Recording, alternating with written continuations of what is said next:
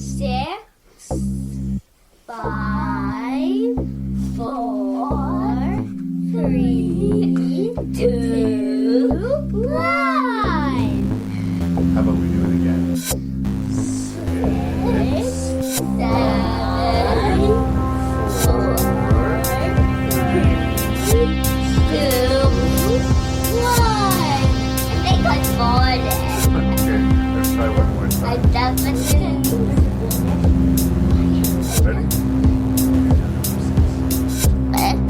I can move you. Making review. Say 6, 6, 5, 5, 4, 3, 2, 1.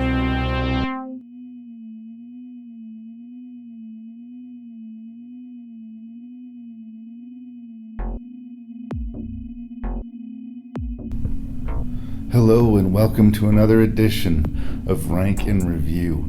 You have found your way to an interesting episode, you guys. Lee Beckmann, the Beckmann as he demands to be called, has been wanting to do a Child's Play retrospective for some time. And I guess it seemed appropriate as Chucky turned 30 this year that we finally get around to it. I've never been particularly huge on the Child's Play series. And upon revisiting it, I'm not sure why I was so hard on it, why I was so resistant to it. I mean, I'm someone who will watch the Tremors franchise, so why would I hold my nose when talking about killer dolls? Well, I might have an answer for you, kids. I think maybe somehow deep in my primordial mind, somehow I knew this podcast was coming. I knew the trial that I was going to go through. I knew the difficult situation I would have to fight through while recording this podcast. And my psychic anticipation of that day made me resent Chucky. I feel like I was the grumpy guy who showed up at Chucky's birthday party and, knocked over the table and made a dick of myself. So here's the story. At the very beginning of the episode, something unfortunate took place. Ow. Right fucking in it. Damn. Ow. Fuck. You want an ice? I am amazed I didn't break it, Leah. I am fucking amazed I didn't break it. I hurt so mad. Oh, fuck. I thought it stabbed my head. Sorry. No, It's just pain. Oh. I know. I shouldn't laugh too. That's the sad fact. If you want to get sobered up in a hurry, just jam your fucking head That's okay into that now. lamp. Okay, I'm gonna restart the clock. Okay. Damn. So I smashed my head so hard, like I thought that I was going to have to go to emergency room briefly. Like I thought that I should be bleeding. It hit me so hard. I got up quickly and just smacked my head on this overhanging light fixture over top of the dining room table. I was at Beckmann's house. I wasn't used to my surroundings, and I got up in a hurry and just nailed my head. So consequently, I had a little bit of a headache, and I had this picture in my mind of these little lightning bolt egg cracks on my skull from where I smashed myself. And this became further aggravated by Lee's beloved puppy Marley. I'm a big Marley fan, but for some reason, in his old age, Marley's become very needy. And if you listen to it, you can barely hear it on the recording, but he's at my feet, staring at me and whimpering almost the whole time that we're recording. And it was sort of irritating before we started recording, but after I smacked my head, that whining, it sounded like it was coming from inside my brain. All of this would have been enough working against me for the podcast. But then I realized that I'd inadvertently hit a button on the recorder, and we had to re-record 4 of the 7 freaking reviews. And by the time we got through it, I was in a thoroughly unpleasant state. So, yes, it's a different episode this week for a couple of reasons. We're doing a Chucky retrospective, and you're hearing Larry fighting through a very, very grumpy state of mind. I'm better now. My head is fine. And I apologize to Mr. Beckmann, and I apologize to my listeners if I sound like I have a chip on my shoulder this episode. So, sorry for the long intro, but as usual, kids, you can't expect spoilers for the 7 Chucky movies we talk about. You can't expect coarse language throughout the episode. And you can expect me to be a real grumpy piece of shit. So that might be interesting. You can send feedback and let me know if I should maybe just throw in the towel after this episode or not. You can do that at ranknreview@gmail.com. That's ranknreview@gmail.com. Thank you so much for supporting Rank and Review. Please check out their website at ranknreview.ca. And without further ado, listen to me losing my patience during a Chucky review.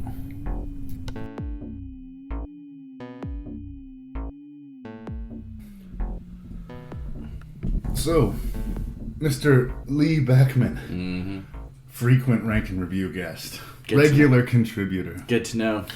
But my name is... The Beckmann, or Beckmann, just Beckmann. No, there's the article up top. Oh, you want the Beckmann. Yeah. For quite a while now, you've been bothering me about wanting to do this Child's Play episode. Yep. And you know what? We did it, because I keep my promises. I like to space out these little slasher, discussions that we have. Yes. And it's also interesting because in this case, with the Child's Play franchise, I think we're dealing with a work in progress. We will see more Chucky. So what I'm sort of putting on for this episode is sort of happy 30th birthday, Chucky. The first Child's Play movie came out in 1988. This podcast will drop in 2018. This little killer doll has been causing havoc for 3 decades. How and why is this even possible? In the age of Annabelle, is Chucky still relevant? So there's 7 films to talk about here, and I think as horror franchise goes, it's interesting to talk about. Yeah. But I have to concede, brother, Chucky has never been my favorite. In a lot of ways, Chucky hasn't even been close to my favorite. Yep. Child's Play didn't win place or show for me in our 80s. Can count down best of the 80s horror movies. And didn't mind. He just doesn't come, he did in yours, but he just doesn't come up regularly to me. Yeah. My go-to guys tend to be the silent killers, Jason Voorhees, Michael Myers, to a lesser extent Freddy Krueger, but the more he talks, the less scary he is. And I think we're going to run into the same problem here with me and Chucky. I'm not going to be a hater, but it's not like the George Romero episode where I'm coming in a fanboy. Yeah. It's not the opposite of that. I've watched all these movies. These weren't new to me except for Cult of Chucky. So I had seen them before. I guess I'm a fan, but he's not my favorite. Where do you land on the Child's Play? Well, Chucky has to overcome what the other serial killers, cinematic serial killers have, is that they've got height and width and probably some strength, even though Chucky does sort of overpower people at certain points physically. But the one thing that the filmmakers have to get around, and they do, I think, I would say more than a quarter of the time, for Chucky to work, he has to be in stealth, because we're dealing with like a 2-foot sort of being here. So there's physical limitations. And we'll see it throughout the series. There's more than one, like during the attack scenes with Chucky, where it instills humor or like chuckles and not intentional. The suspension of disbelief is harder to achieve. Like I will go a long way down the path with you. Yeah. There's a demonic or possessed doll that kills people. Fine, it moves, it walks, it talks. Yeah. But we still see people lifting it up by its arm and carrying it around like a doll. Yeah. It has no real weight to it. It's like 25, 30 pounds maybe, like at the best, even with all the mechanical stuff in it, right? Yeah. So when it comes to seeing this, in one scene, he tries to strangle a guy from the backseat of an automobile. Yeah. I just don't buy it. I just don't buy it. I can say, okay, he's supernaturally evil, but again, it just becomes a weight issue. Yeah. If you're 30 pounds and you're trying to strangle somebody who's 250 pounds, that person can get up and walk while you're choking him, right? It's just... Yeah. So you have to fill in the gaps. You have to more than go with the movie. It really shows how limiting and goofy Chucky is. I find when he's on top of cars or in windows and whatnot, that's like Jason would be bashing that window in. Same with Myers. And just corners that get painted in the production, right? Yeah. Because of the special effects, you're going to use smaller or larger sets with smaller people in some shots, you're going to use children or you know, short people to fill in for the shots. Yeah. And they always read as exactly what they are. Yeah. And it's just hard to avoid. I love seeing cool puppet work and animatronics and stuff like that. And it's cool to see that achieved. But, and again, maybe it's because I watch way too many movies, thousands of movies. Yeah. I see the technique in it. Yeah. There's a lot that these things have to get over for me to get scared by it. And my suspension of disbelief right out the gate, even when I was a kid, even in 1988, watching the first Child's Play movie, even though it did scare me because there was suspense in it, right? People walking slowly down the hallway was all it would take when you were 12, right? But I still questioned a lot about Chucky. I still found myself being that guy asking those picky questions of the Child's Play franchise. Yeah. And that's something that if you're going to revisit the series, I invite you not to do. Okay. Just embrace Chucky. Yeah. Chucky can do whatever Chucky needs to do in that given scene. If we can allow Jason to teleport, you know, if we can allow, you know, Michael Myers to get away with some of the bullshit Michael Myers to get away with. I don't know why Chucky rings so off to me, but he always had. So it was interesting to revisit it, and I did enjoy rewatching them, I guess, more than I anticipated. That said, I don't think I'm going to be the fanboy in this episode. I've always been amused by the series. Dolls can be very terrifying things, and I will concede that there are far more terrifying killer doll movies than I think a lot of the movies in the series, if not all. Yeah. But I have a soft spot for Child's Play. It was the first R-rated movie that I snuck into, got kicked out of. The second one, not the first one. Right. And then, even though I was old enough to go to the movie, I had my parents write me a permission slip, and I showed the cashier. And the same usher who tracked me down just couldn't deal with the fact that I was going to the movie legally. And then there was a big scene. It was hilarious. Seriously, I remember that in the old days of the Paradise Theater. Yeah. They'd have a triple feature, but sometimes the last one would be rated R. Yeah. And sometimes they would walk through the aisles to make sure there were no kids in the theater, and sometimes they wouldn't. Yeah. And I'd always think to the usher, how much do you love your job that you're scooting me out of this place, right? So I don't get to see Split Second starring Rutger Hauer. And for some reason that ruined my night that I got kicked out. Yeah. But who really wants to see Split Second with Rutger Hauer? A lot of people listening to the podcast don't know that movie exists or forgot about it until I mentioned it just now. Right? But 12-year-old Larry wanted to But 12-year-old Larry was all about seeing Split Second. And fuck the usher for doing that. Yeah, I know. I was that guy at some point too. Anyway, we're kind of off Chucky. Is there anything else you want to say by way of introduction before we dive into the Child's Play franchise? No, I'm excited. I am coming as more of a fan than you are. Yeah. It'd been a while since we did a retrospective episode of series, so I felt it was time. And you'd complained in the past that we're getting away from the horror, Larry. We're getting away from the horror, so I was like, I need to represent. Well, it's a mission. There's maybe a little bit of an intermission in this series for humor, but I think for the most part they are trying to be earnestly horror movies. Yeah. And I respect that. And one other last thing before I list the movies we're going to review, what I find very interesting and shockingly rare about this franchise is that the writer, was it Don Mancini and producer David Kirshner? Yeah. Those two have been involved in some way or another in every single installment of the Child's Play franchise. And it gives it a consistent sort of uniformity of vision that you don't see in almost any other horror franchise. When they pass the keys to the franchise over to a new director, a new writing team, you know, things get redesigned, things get rewritten, characters get forgotten, things get retrofitted. I think this franchise is good at honoring its past, both the mistakes and the successes.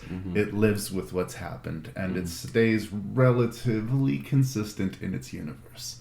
And that achievement over 7 movies is rare enough for me to say, bravo, Child's Play franchise. Yes, tip of the hat. We are going to be reviewing, the Beckmann and I are going to be reviewing Child's Play, Child's Play 2, Child's Play 3, Bride of Chucky, Seed of Chucky, Curse of Chucky, and Cult of Chucky. Yes. It's going to be a bit of a longer episode, but we're all just going to have to deal with it. And I love you for it. Let's do it. Yep. I'm Detective Mike Norris. Homicide.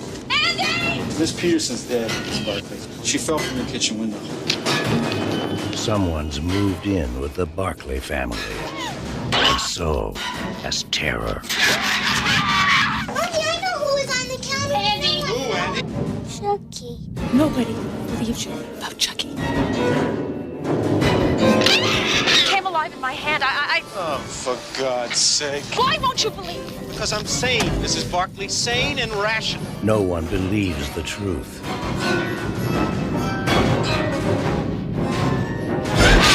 Or lives to tell it. There's nothing nice about murder. And there's nothing innocent about child's play.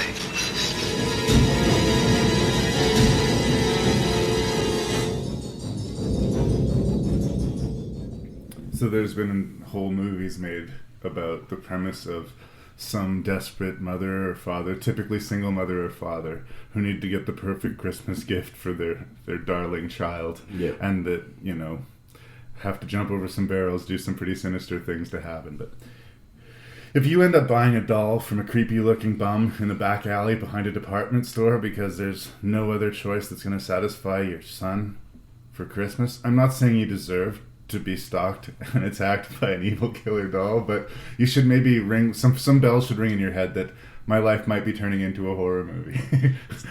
This is the premise of the original Child's Play, of course. This is not a good decision. Yes. Yeah. I will say that. And I don't want to be the guy saying, that's fake. Yeah. But in watching the movie again and the special features again, the writer, who I just mentioned, Don Mancini. Don Mancini, you got the feeling from the interview that the script that he wrote for Child's Play and the movie Child's Play that we watched are two very different things. Yeah.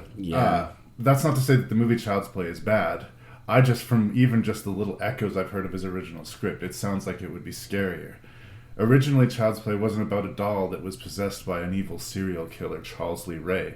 It was about a doll that manifested all of the anger and energy and hate that were brewing inside a child. Yeah. And when the child got mad at somebody, the doll would attack them. Yes. On a premise level, I think that's stronger than what we have here. Yep. It's definitely a better idea. And you can see it sort of fleshed out a little bit in the first and second. Yeah. But that said, I think for a late 80s popcorn thrill ride feast, Child's Play absolutely does the job.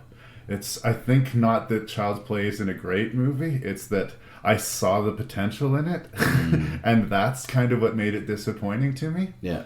Like, when I was a kid, especially in 1988, I was ready to be scared by Chucky. And I did find scenes suspenseful when I watched it originally. I found it relatively scare-free watching it today, but I did find it engaging. Okay.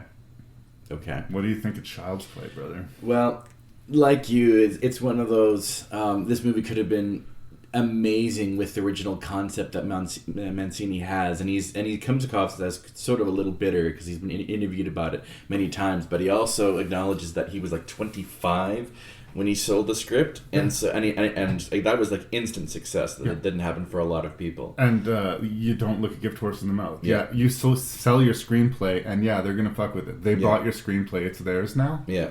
And if that screenplay turns into a 7-movie franchise, now possibly a TV knocking on the door, he made his fortune at age 25. It's hard to hate Child's Play, but I can understand him kind of being like, yeah, Hollywood took hold of my idea. Yeah, and he was still part of the creative process. He was brought into the editing room and, saw like the 2.5 hour cut and how it was being whittled down and everything. So like he's been along for the ride for all 7 of them. So he can't complain. He's even said, how can I, argue with a multi-million-dollar franchise that... And he's directed the last several of them, 3 of them, I think. So he's on board. It's not like he's like, how dare you, Hollywood? I just, like, from my personal perspective, making movies. One of the truest cliches about Hollywood is that you don't make 1 movie, you make 3, right? Yeah. The movie you write, the movie that you shoot, and the movie that you cut. Are going to be 3 different movies. And I think the longer you're in Hollywood, the more you come to understand and make your peace with that. Yeah. But at 25, this was my vision, and they fucked with it. I get it. But at the same time, there's no position to be really grumpy because I'm sure he's a millionaire because of Chucky. Yep. Right? Like, he lives comfortably. Yeah, he's not hurting. So Chris Sarandon is chasing down this evil serial killer. Or Lakeshore Strangler. He's a Lakeshore Strangler. The more we learn about him, he seems to be a multi-purpose killer. He's involved in all sorts of sinister shit. He's into voodoo. Yeah. He's a bad dude. And he gets chased into a toy store. He's mortally wounded. Yeah. And he transfers his soul into the Chucky doll. Yeah. Again, this is me fighting the premise a little bit, but we see this scene again and again when we go back to future episodes. They go back to showing us his origin. And Chris Sarandon is literally running towards this guy as he's bleeding out on the floor, screaming all this incantation. And a huge blue lightning bolt explodes the store, literally sends Chris Sarandon flying. And in spite of this, he spends most of the movie completely unwilling to believe that Chucky, there's any legitimacy to Chucky. Mm-hmm. And again, I hate people that fight the premise, but you were there. You were at ground zero. You saw him touching the doll. You saw him saying that evil shit. You saw the magical lightning bolt explode the store. Yep. And still, no part of you is willing to think maybe there's some legitimacy to all of the clues that are showing that a doll might have killed this babysitter, right? Yeah. It's the horror movie logic that a lot of people can't forgive in other horror movies is very, very present in this movie. Yeah. Chris Sarandon's supposed to be the smartest, sort of in a lot of ways, the heroic cop To be figure. fair, he did actually see him take his last physical breath out of his body, so I could sort of understand. It's the explosion, I think. Yeah. It's the explosion between him saying that incantation and that huge explosion, and like the little doll footprints in the flower. Yeah. Like everything concrete evidence-wise that he has seen said the doll came alive and killed this girl, but he will not accept it because you know we live in the real world and dolls don't come alive. Okay. I mean, again, I'm fighting the premise, and that's not a good thing to do, but it is something that. All right. And the classic problem with centering a horror movie around a child actor. I don't think Alex Vincent is bad. Okay. I think he's just a kid. Mm-hmm. And they're good at capturing him being a kid. Mm-hmm. But I don't think it's a nuanced performance. He's not like Haley Joel Osment. I think that, they got the performance out of him. Okay. But whenever, I think it's the heart and soul of the movie. Mm-hmm. Yeah. Whenever you center a horror movie around a little kid, for me, it's really hard for me to fear for them. Okay. It's hard for me to fear for them because it's the really, really rare horror movie that will actually kill a child, right? You can fear for the people around him, but for me, I was never scared for Andy. Really? I was scared for the people around him more than I was scared for Andy. I just didn't imagine a scenario where Andy wasn't coming out of this okay. Really? Okay. Because I love that sequence where Andy's trapped in the hospital. He's been committed, and he looks across the window and sees like Chucky. Sort of, I think he's going in the same building, but he's going up the whole stairs. And that whole idea of like he's trapped in the room, and this serial killer doll that exists has now, you see him climbing up the stairs far away, and he's coming in the building to get you. It's a terrifying concept and idea. It's out of Alfred Hitchcock's Rear Window. Like Mancini loves homaging De Palma and Hitchcock in these almost movies. To a fault at times, but I think for me it's the subtler things, and I think I've said this already in the introduction. When we hear Charles Lee Ray, when we hear Brad Dourif being the badass, wisecracking evil dude, some of the scare drops out of it. For me, what's creepy is when like Danny takes the doll to school, and then the doll's whispering in his ear, and all of a sudden he leaves school, and he gets on a subway, and the doll gives him directions to go to this specific address, and he's running an errand with his best buddy Chucky. I like the juxtaposition. I mean, it was sort of at the time, I think they were doing some combination of Teddy Ruxpin and the Cabbage Patch doll. Clearly Cabbage Patch doll. Is what Chucky's would be, but the way he talks and sings or whatever. And the cartoons that comes along with it, he's your best buddy. And I love how bright and colorful and lively and gentle those advertisements and the good guy doll is. And juxtaposed to the terrible evil that is inside this Chucky doll. That works really well for me. But you'll hear me say it again when we talk about some of these other movies. The second Chucky opens his mouth, a lot of the fear drips out of the scene to me. Yeah. Yep. I agree that Chucky works when he works in stealth mode, when he's in the shadows and then sort of like laying down, playing possum, and then whispering in the ear. When he's mind fucking with people, that's great. And that's why I love the first kill. Not the strangler himself, but the babysitter, where we don't see Chucky and she's pushed out the window. Like, we'll hit on She gets smacked in the head with a hammer, and then she just turns fight or flight and somehow ends up diving out of the 3rd floor window or whatever it was. Yeah. It's well executed. Executed. And that's the scene of suspense that I remember when I was a kid that I was scared by. Yeah. And it was we didn't see Chucky. The battery sequence is also pretty terrifying, just in concept, when the mother soon realizes that, yes, this thing is possessed, and it falls on the floor and rolls underneath the bed or couch. It's effective because that's what you would do. You're telling yourself again and again, that's weird, I'm pretty sure that's not where I left the doll. Or Andy's sort of talking about this weird shit about this doll. Yeah. And you wouldn't convince yourself of it.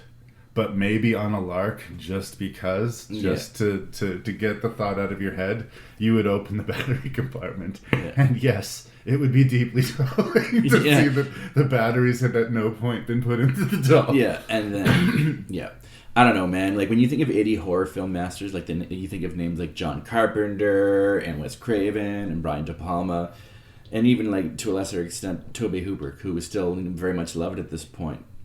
I can't quite understand why Tom Holland doesn't get the same love, because in a span of like 4 or 5 years, he delivered in my eyes, two 80 horror classics in Fright Night and also Child's Play. He also wrote, against all odds, one of the better horror sequels of a slasher series. Like no one counted that screenplay being as good as it was. I mean, it's still a sequel.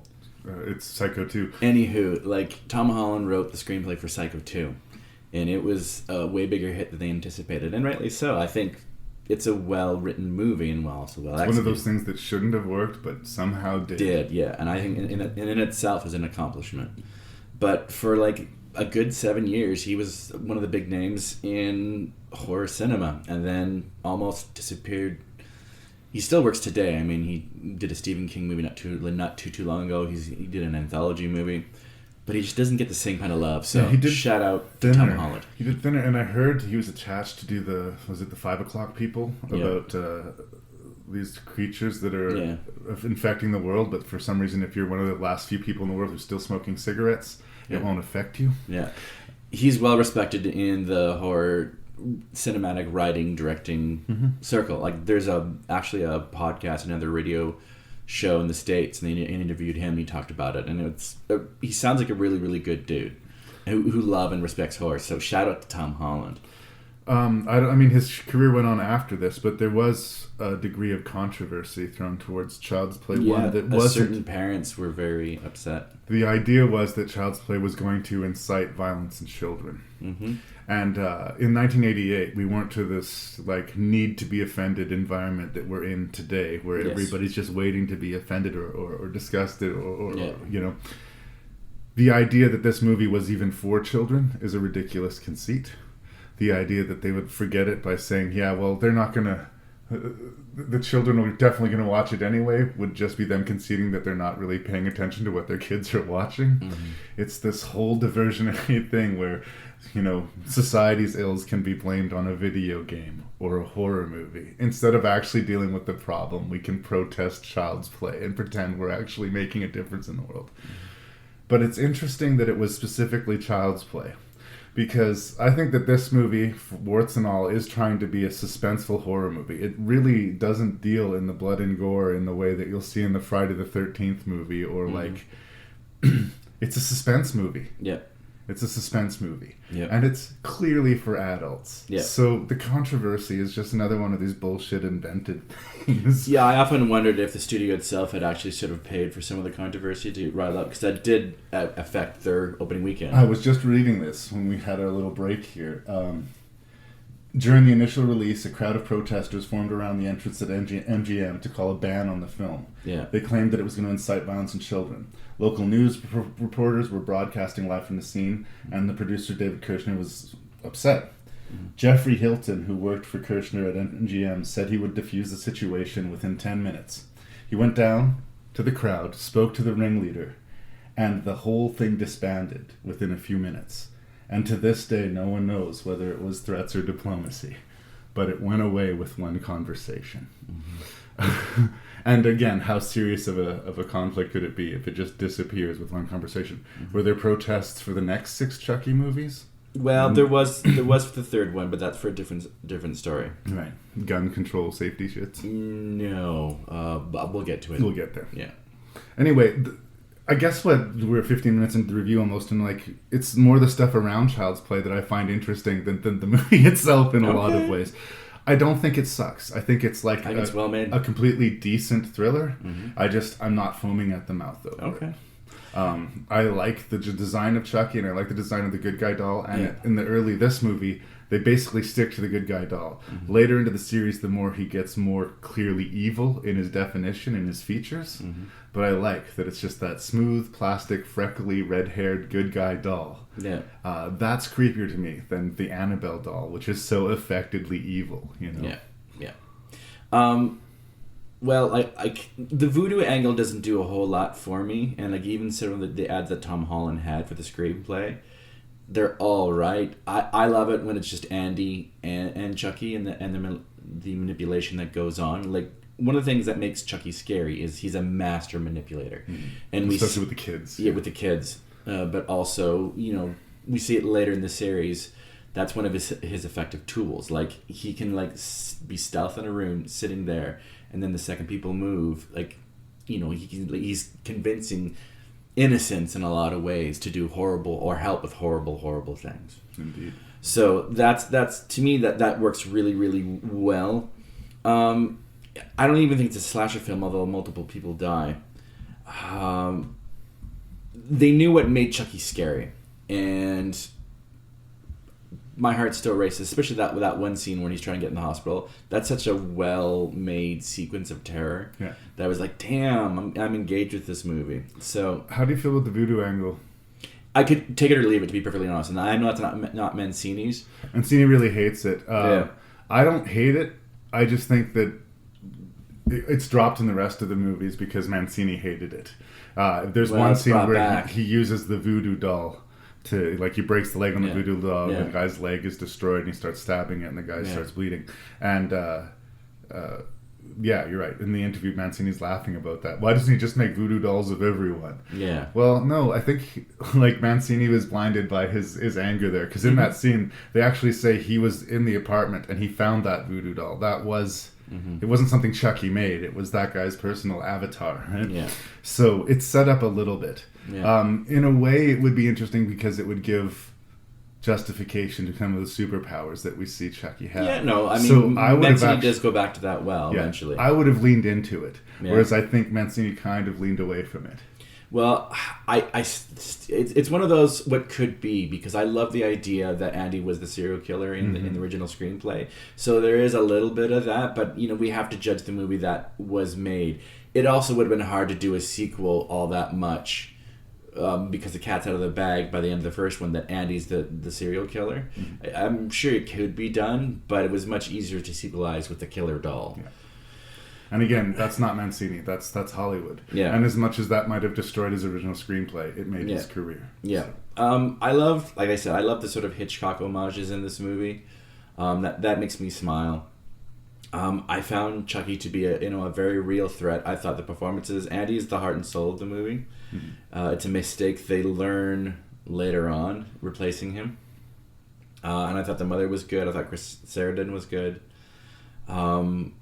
It's neat to see dirty 80s Chicago as well, with all that steam starting to come up. That's almost a 90s aesthetic. There's steam everywhere coming out of the vents. Yeah. So I don't know. I dig this movie. It's a strong. To me, it's a strong horror film.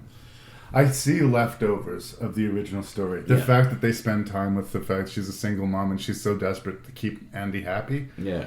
Doesn't necessarily build to a payoff that it would have in the original screenplay. Yep. The fact that Andy's dad is absent and it's not really talked about probably would have been fleshed out more. And you can sort of see the stuff that was kept and the stuff that was added. Yeah.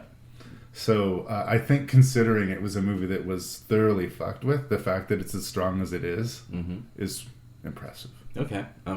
I do like the puppet work as well. I mean, that's another thing that before we leave, I thought the puppetronic works. I think Chucky Yeager did it. Are pretty strong, and definitely in the area of CGI. Thankfully, they haven't CGI'd Chucky. That's still one of the bread and butters.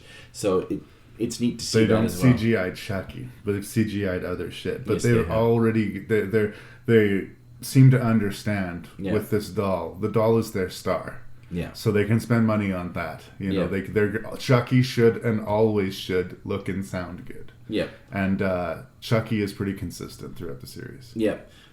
Side note: this is the film. What's the main female actor's name again? Is it Catherine somebody? Child's Play 1? Yes.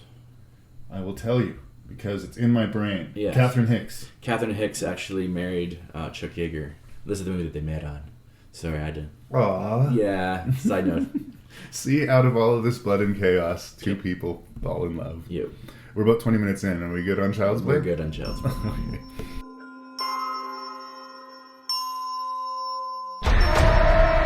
Surprise! Did you miss me, Andy? I sure missed you. I got a new game, sport. And guess what? You're it.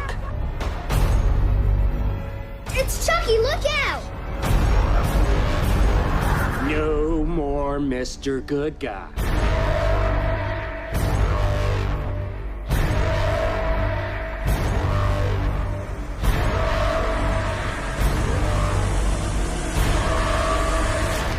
Now it's time to play. Close your eyes and count to 7. When you wake, you'll be in heaven.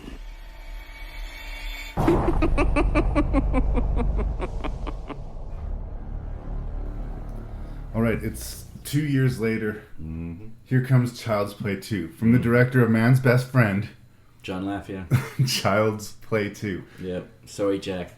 Chucky's back. Here's the thing. When you're watching a slasher movie, what do you want? Blood and guts, sure. Blood and guts, fairly consistent pace, and a climactic, suspenseful sort of big finish. Child's Play 2 does all of that. Okay. Child's Play 2 does all of that. It is a rehash and a bigger, dumber version of Child's Play, Okay. but it knows what it is. It doesn't have the problem that Child's Play did in that it's a half psychological, deep movie and half kind of dumb Hollywood creation. Okay. This is 100% a dumb Hollywood creation. And its uniformity is its strength. Again, it's not amazing. It's a slasher sequel. Yeah. And there's a lot of ridiculous stuff to it. Why would they rebuild that doll? The whole opening sequence is this obliterated Chucky doll being painstakingly rebuilt. Because the company had to prove a point. They had to prove that Chucky wasn't really evil, so they rebuilt him, and lo and behold, he is evil. Yeah. But what kind of turned the worm for me is the big climactic sequence in the toy factory, which seems to make so much sense. It's really like the obvious choice. But you got walls of Chucky dolls, you got conveyor belts, you got eye plugs being jammed into people's faces, and it's ludicrous, and it's stupid, and it's fun, and I enjoyed it more than Child's Play 1. Wow. Okay. Because it knows what it is. Do you know what I mean? Yeah, and I do say that they knew that it was going to be a fun ride with a little bit of violence. Bigger, dumber, louder. Yeah. Well, Paramount had Jason, Fox at the time had Michael Myers, and New Line was the house that Freddy built, although that series at that point had come to a close. So Universal wanted to get in the slasher genre because it made lots of money and you can make them on the cheap. Yeah. So I don't know why United Artists sold the rights. I think they got scared of the movie. They thought it was like a piece of crap. So they sort of sold it almost on the weekend that it released. And the Universal went, thank you very much, and have since been reaping the benefits, at least financially. Yeah. And I agree with you that even as a slasher sequel, it's one of the better ones. It still sort of remembers that Chucky works better once again, playing in the dark, manipulating, but we do see a lot more of Chucky moving, and there's more elements from Mancini's original script. All the people that threaten Andy die by Chucky's hands. Like he's still sort of a manifestation for Andy's rage. So it's neat to see that as well. But this is also the start of sort of the wisecracking serial killer. I mean, it's a little evident in Child's Play, although it was more just, I'm going to kill you, blah, blah, blah. This is the wisecracking Chucky. And some of that's funny. I mean, it's not great one-liners, but... It benefits in that it's the first time it's the full-throttle wacky Chucky. Yeah, and they know who the star is. And they build up to the moments. But yeah, a lawyer has this doll in the back of his car. We know that Chucky's alive. He doesn't. Yeah. Your classic Hitchcockian angle. Yeah. And we think that he's going to strike at one point. They don't. They go to the reverse angle. So Chucky's going to be there. Yeah. But he's not. Yeah. Chucky does attack. We do get that. But we see the payoff. And the way he laughs and kicks and howls as he really seems to enjoy suffocating this guy. Yeah. Yeah. I get it. I get it. But the aggressive nature of it works more with the sort of ludicrous premise, right? This movie is about a killer doll. So you're rooting for Chucky in a lot of ways. Yeah. And that's a double-edged sword too, but I mean, I like the momentum. I like that we just keep fucking moving with this movie. Yeah. He gets free. He's got to find Andy. Same thing. If he can get his soul back inside of Andy, he can be a human being again. Yeah. And so he's gonna take steps. Here's a really upsetting, tragic waste that happens in this movie, as much as I say positive things. Okay. Jenny Agutter. Yo. Jenny Agutter. Yeah. Who I love. Yo. Who the Beckmann loves. Yeah. She was in An American Werewolf in London. Yeah. She's an absolutely gorgeous British actress. She's very talented. She plays a woman who's going to be looking after Andy while his mom's getting some mental health... a little quiet time in a mental facility. Yes. And her character is completely useless. Like, I love that actress. I think she's beautiful. I think she's talented. She has nothing to do here. But try and protect Annie, but then eventually gets... Well, she and her husband's inexplicably kind of plain and rude. You feel like, how did he win the jackpot to be with her? Yeah. And you know that it's not going to last long for him, and it doesn't. But she's all on board with Andy until her husband dies, and then she's all against Andy. She's pretty unequivocal. Either she's completely good or she's completely... not bad, but she's completely turned. No, like, I don't know. I kind of went, oh, when she died. So and we didn't get to see her death. It was off screen. They just, we walk in on her body. They set up this thing where she had this precious family artifact that was given from mother to daughter, and it's heavily implied that the reason that she deals with these kids is because she can't have kids of her own. But it's all stuff just nudged at, because as much as I was complimenting the movie being in a rugged hurry to be a fun slasher movie, they kind of skate over that. I wanted to care more about Jenny Agutter. Yeah. I cared that she died because I saw her in a shower once, more than her character was really, important to me or to the story. I think they had an opportunity to make that kill hurt. Okay. No, we don't like the father, so when he dies, big deal. The evil Phil. Lawyer in the car, who gives a shit, right? Yeah, even the teacher. Even the teacher is awful. She's a great character actress. I like that actor, but she's not a good person in the context of the movie, right? So we don't care about any of these deaths.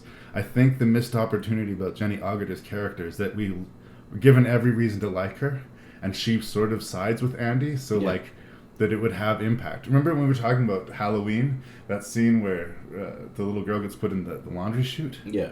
And how that's where that character should have died?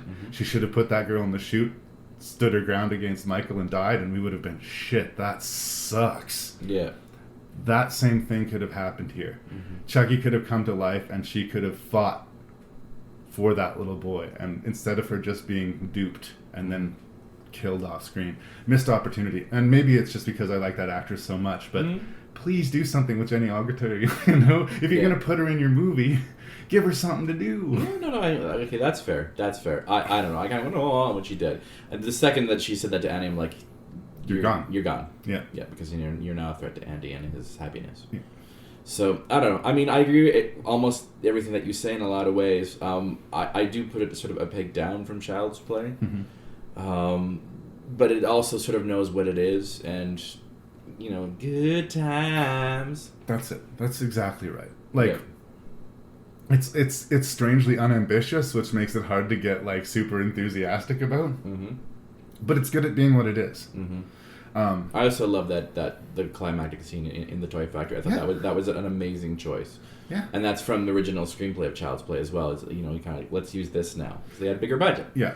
And again, like the conveyor belt sequence, the doll eye punctures, like the relative innocence that died to the left and right, the molted melting plastic, like there's the eyeball. Yeah, there's lots of opportunities in there, and they use them. They use them. Is it kind of ludicrous that it culminates in this big factory fight? Maybe, but that's how the Terminator ended, and nobody has problems with that, right? Yeah. And I just like.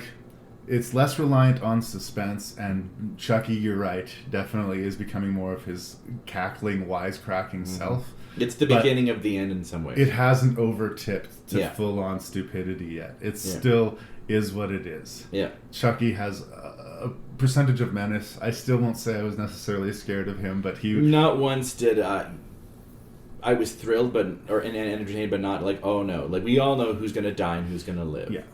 Like even like the sort of adoptive stepsister, Kyle, you knew that she was going to live. Yeah, and in some ways, it would have been, I think, ballsy for her to kill that character. And I still stand by my statement. I have a hard time fearing for kids, which is why, again, Kyle and Andy were never really scared for, and why when they get to the big factory, all these other employees show up to be killed off. Yeah, because they're not going to kill Andy, and they're not going to kill Kyle. I do love that scene where she's on the swing with the cigarette and her feet are slowly dragging away that doll. That's straight out of Psycho as well. Yeah. And I thought that's a pretty creepy idea that, that's how she discovers it and then goes upstairs and finds Jenny Agutter.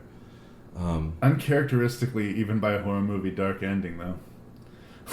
They pour the molten plastic over top of Chucky and he dies a terrible screaming death. And then he pops up again and they kill him again in true, killer doll fashion.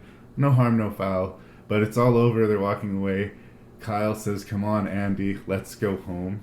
And Andy says, "Where is home?" Mm-hmm. Kyle says, "I don't know." And they walk out. Credits. Yeah. Well, that was traumatizing. My mom's been committed, and the people who were taking care of me have been killed. No one's going to believe that it was a killer doll. Yeah. One of us is going to get blamed on this. Yeah, and we'll be separated. Yeah. Yeah. So it's not a happy ending at all. No. And it's weird how they kind of try to make that a punchy laugh line. Like, let's go home. Where's home? Yeah, I don't know. Yeah, I know. Oh, what? But again, I smiled. Incredulously, maybe this movie made a lot of money. Yeah. Yeah. It's I think we're 90 now. It's not 80s, but it's still that 80s aesthetic where the sequel is bigger, darker, and dumber. Yeah. And I think maybe not darker, but it's definitely bigger and dumber. Yeah.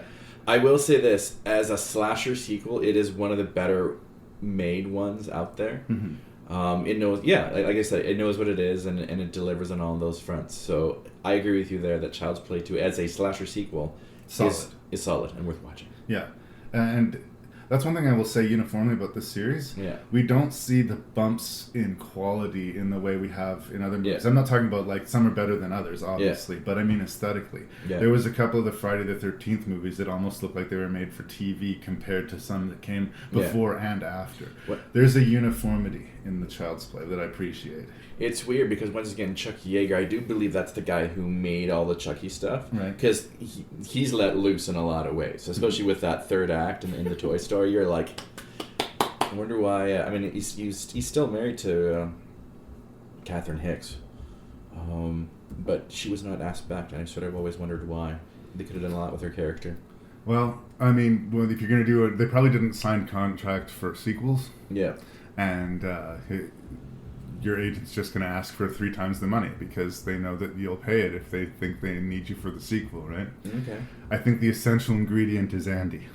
Okay. Yes. He's the heart and soul. We need Andy. It would be great to have the mother, but the movie doesn't work necessarily without Andy. If you don't have Andy, Yeager's the guy's name. Sorry. Yeah. If you don't have Andy, you have to create a new one. Basically. Yeah. No, and that's something that I'll mention that. The next film we'll talk about, I think, makes a mistake. Mm-hmm. You do actually connect with Andy, and there's that sort of emotional resonance going on there. He is the heart and soul of the franchise. I mean, yes, people go to see Chucky do his thing, and all and wisecracks and the violence, but the sort of emotional core is Andy, because he is the victim and has a pretty awful life. He's got a good soul of his own, and we don't want it to be overtaken by this evil fucking serial killer. Yep. Again, I think you know already if you're the audience for Child's Play 2. Yeah. And I'm going to go out on a limb and say if you're listening to this podcast, you're probably the audience for Child's Play 2. Check it out. I don't want to oversell it, but it's good for what it is. It's interesting. We're 2 films in, and you have not mentioned one word about Brad Dourif. Oh, I'll get to it. All right. Rigid dress codes. Presto, you're bald. Get those weapons in the air! I want to see them high! And grueling drills. It couldn't possibly get any worse. Wrong again, wimp! Chucky's back. A few years have passed. No, you're dead. We killed you. I'm new and improved. At Kent, we take bedwetters and turn them into men. Andy, how you've grown. And this time, I really gotta get out of this body. he's looking for a new recruit. I got some fresh meat lined up, and I'm not gonna let you spoil it. Now, Just think, Chucky's gonna be a bro.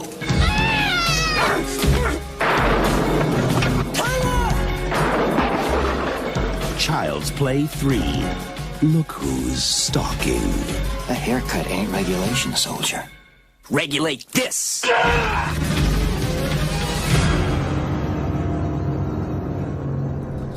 We're recording. So I have a theory. Okay.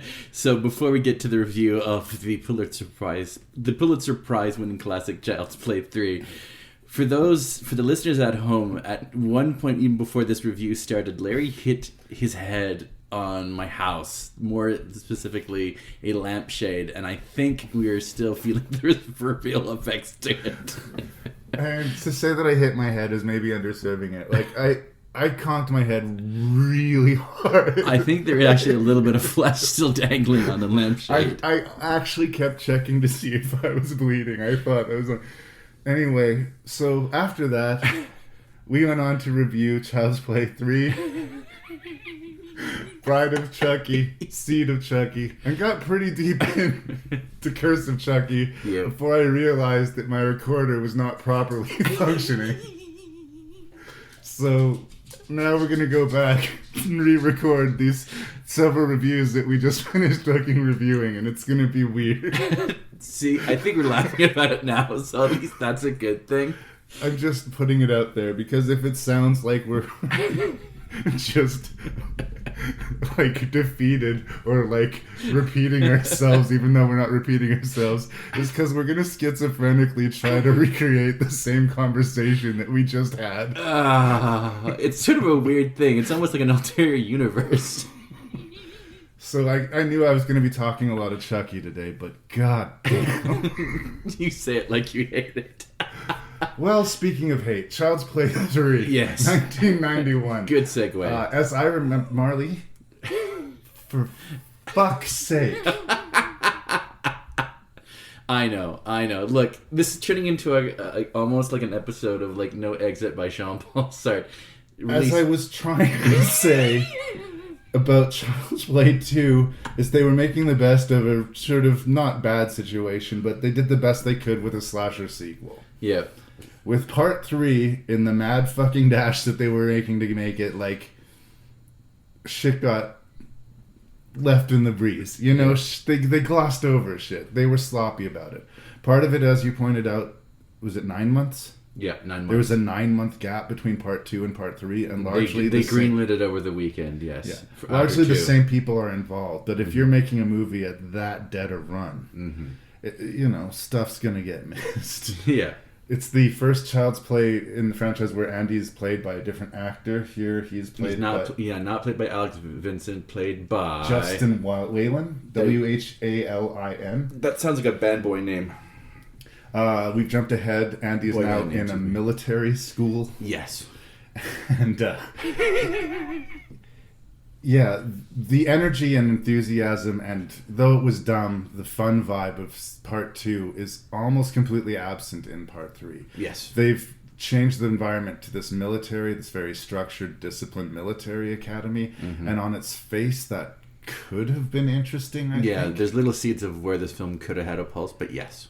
It's not the same characters that we're used to interacting with. It's not the same Andy we're used to interacting with. Which is a mistake. In this gated area, but there's lots of weapons, lots of dark old buildings. There are opportunities where it could have not sucked. They just went the other way. Yes. Yeah. And again, I'm repeating myself because we had this conversation. That's okay. I think that they have Andy in this movie, but he's not really playing the Andy role anymore. Yeah. They switched it over to this Tyler character, this little kid who was at the military school who's desperately... Who Chucky loudly boasts, Chucky's gonna be a bro. He's gonna be a bro, yeah. He's a little black kid. Well, but Chucky's okay with being a bro. Yes. So I guess that would suggest he's not particularly a racist evil doll. At least there's that. He's a serial killer and he kills people, but he's at least not racist. He's not racist. You can't accuse him of that. Although the bro line kind of is like... But Andy's the mother role, right? Like, he's trying to tell everybody this kid's in danger, the doll is alive, and no one's believing I'm with you, yeah. And yeah, so... if we were talking about before, like the essential ingredient that they had to keep was Andy because he was quote the heart of the story that we've been told so far. Yeah.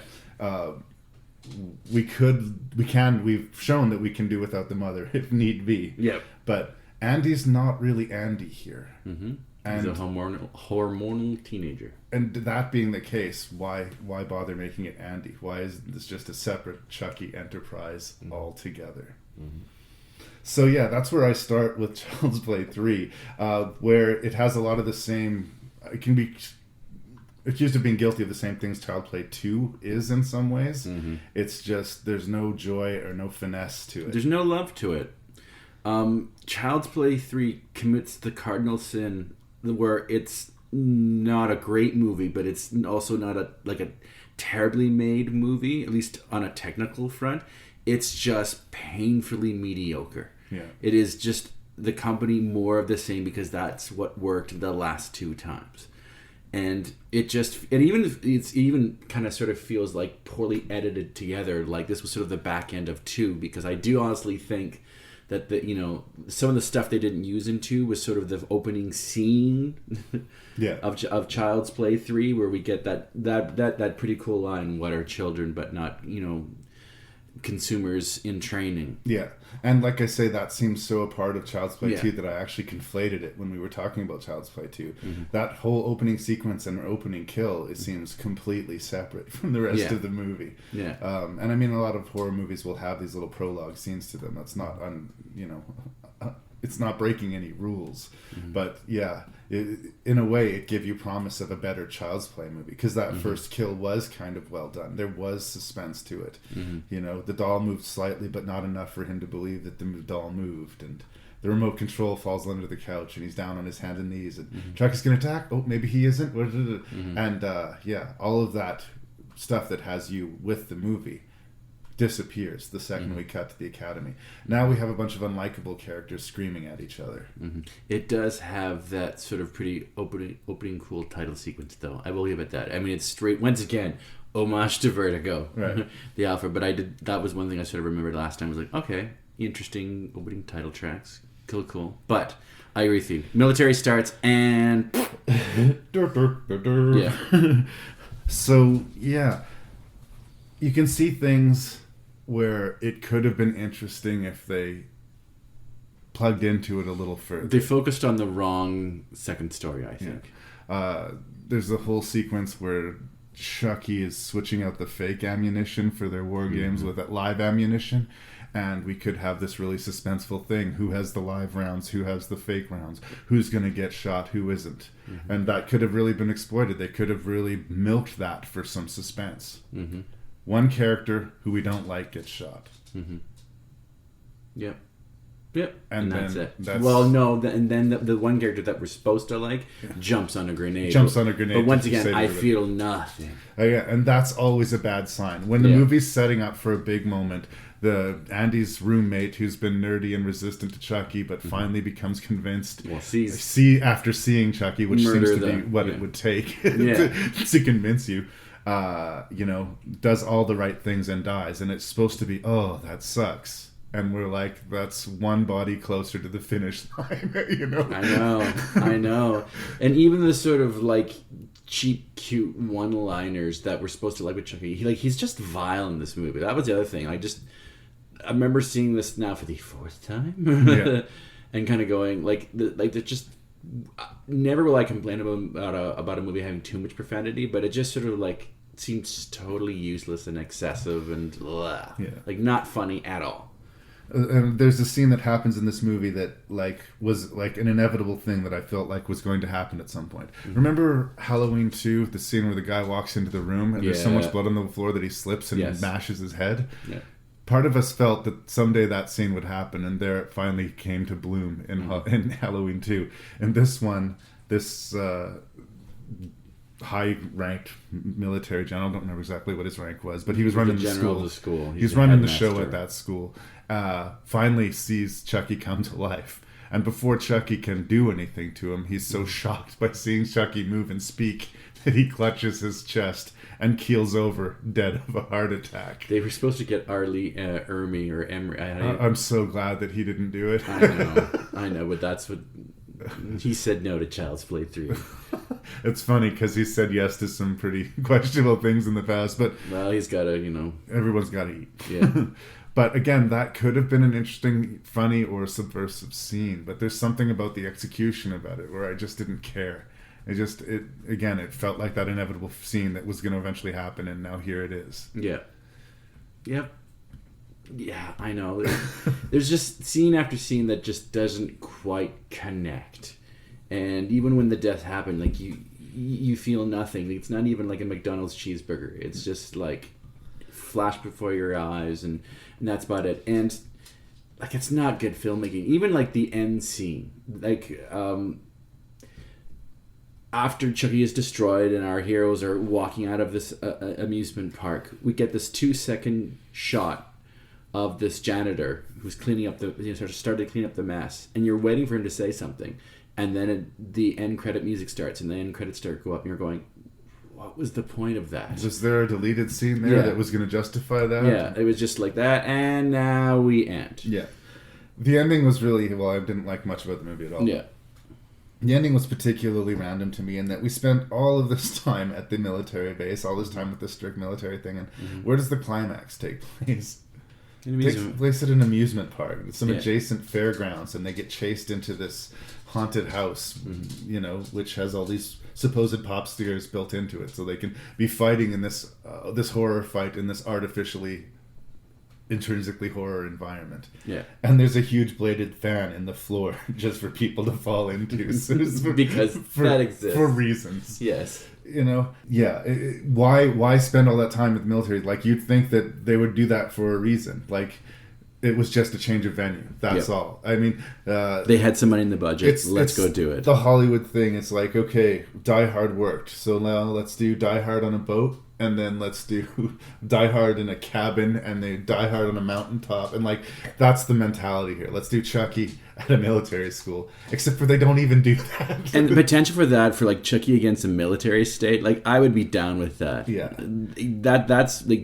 That's what they should have focused on. Not even sort of, Andy has to stop the whole cycle of Chucky all over again with the whole spirit soul changing thing. Play the conformity angle. I mean, they hinted at it in earlier movies, the whole consumer Chucky angle. These dolls are marketed to children, and the children are as much of a product as the dolls to the people making the dolls, blah blah blah blah blah. Yeah. Well, why not take that a step further to the military thing, where there's this conscious breaking down and building up, this loss of identity and creation of a new one. Which isn't that what Chucky's trying to do with that kid? He wants to make that kid into him. They could have done something with that. They just opted to go the other way. Yeah. This character, Andrew Robinson, Sergeant Botnick, is this really eccentric barber at the school who's like perversely excited. He loves his job. He loves shaving kids' heads, and there's some weirdly sexual component to it. There's an ugliness to him, and you kind of wondered what he was being set up for. What are they gonna do with this card? I think he sniffs a kid at one point. Yeah. Well, he gets his throat cut pretty bluntly, pretty quickly, and Chucky makes a joke about haircuts. You know, that actor was from Dirty Harry and Hellraiser, and like I just felt his presence meant something, and it really didn't. It really didn't. Yeah. And that's the whole thing. They set up a bit of a romance with Andy, with this character that he connects with in the military. I forget the character's name. Yeah, and they've got no chemistry. They don't have any chemistry, and it doesn't really lead anywhere. You know, it's somebody for him to walk out of the wreckage with, but like, I can't remember her name. Neither can you. Right? It just doesn't matter. It just doesn't matter. Yeah. She's not even a point of interest. She's a not well executed plot point. Yeah, like most in Child's Play 3. So no, as much as I was playing D for Child's Play 2, where I saw its flaws, I felt like it had a bit of a heart to it. Whoever was making it was kind of into it. This is just sorry. No, that's okay. It's a sheer example of by committee filmmaking. Yeah. Put out by a company and not someone who loves scaring people or even providing a thrill ride. Take a breath. Wait one more year. Yeah. Like I said, there was things that could have worked with this movie, but it's just it was rushed. I think it was rushed. Yeah. Again, the same producer and the same writer is working on this. So, like again, we have the same people. I just feel like they did this movie. It felt like they did this movie over a weekend. It was like, how can we make a Chucky movie as quickly and efficiently as possible? And that was the focus: was quick and efficient, not quality. Yeah. On a sad footnote, and I just sort of like mentioning these sort of things. Like this film also garnered controversy of a different level than the first one had, but this movie was a sort of prime example of what Tipper Gore and her little cronies were, blaming horror movies and heavy metal music, or music that was bad for children. It was corrupting them. There was a case in England, and I won't even say the name of the victim out of respect. It's not that hard to find, but there was this famous case in England where two I'd say not quite teenagers, but young children took an even smaller child, and they had seen a murder to death. They emulated partly from one of the murders in Child's Play 3, and whether you believe it or not, there's controversy with that actually. They admitted to it, but the boys at the time said that they had watched a rented copy of Child's Play 3, by their father, and wanted to, see death. Yeah. But at the risk of quoting myself, I think it's stupid to blame movies or music on it. If you're so damaged or fragile or mentally ill that Child's Play 3 is going to trigger you to violence, if it wasn't Child's Play 3, it was going to be a soap opera or a cartoon or a pop song or something else. I know you're not defending that position. I'm just making my position clear. Like, obviously, I love horror movies. I have a podcast dedicated to them. If I thought they were bad for your mental health, I wouldn't spend so much of my time watching it. I resent the simplicity and ignorance of that argument. And the people that would line up to protest Child's Play 3 would never watch it, right? Yeah. They don't even know what they're protesting. And I'm a big believer. If you're going to go on national television and, call down a show, I remember famously, this was The Sopranos. There was a woman talking on CNN about defaming the Italian culture with a show called The Sopranos. Mm-hmm. And Larry King or whatever asked her, what about the show offends you? And she said, well, quite frankly, I wouldn't watch it. How do you go on national television to tell everyone not to watch this evil show when you yourself hasn't watched it? It's hypocritical, and it's ignorant and it's stupid. And I'd like to think that these arguments would go away, but they just keep resurfacing again and again. Mm-hmm. This time it was Child's Play. Next time it will be Saw. Anyway, that conversation is much more interesting than anything else I have to say about Child's Play 3. That's about it.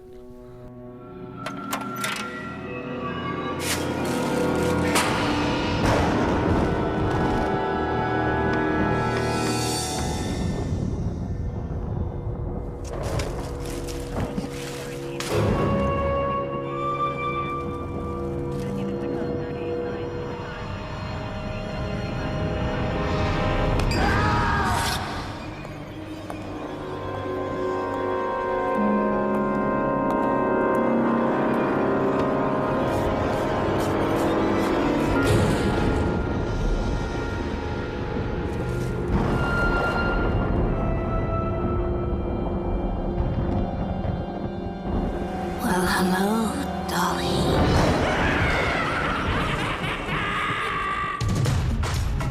This Halloween, Chucky's back.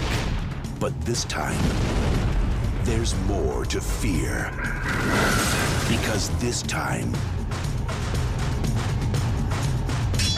he's got a playmate of his own. Bride of Chucky. So after the arguable loud disappointment of Child's Play 3, I'm sure it made its money back. I don't think anybody was hurt that way from it, but it just was loudly not as good as the other Child's Play movie. We take a bit of a break here. So now it's 1998. Scream has happened. The whole satirical meta horror movie thing is in full swing. I think Scream is like 6 months earlier, yeah. And it goes like the zeitgeist has shifted a little bit as far as horror movies. Horror movies are a little bit less vicious than we're used to seeing, a little bit more self-aware, and a little more winky. It's wink, wink. Meta. Yes. So this movie embraces that completely. Okay. I think that it was a smart move to change things up. They had to. They needed to. So yes, they needed to change things up, and they did. They made a pretty safe choice here, going all satirical and meta and winky. Like, it's not particularly edgy, as some people might have tried to describe it at the time. But I think it was a really good call to hire Ronnie Yu to direct His this sensibilities are used quite well here.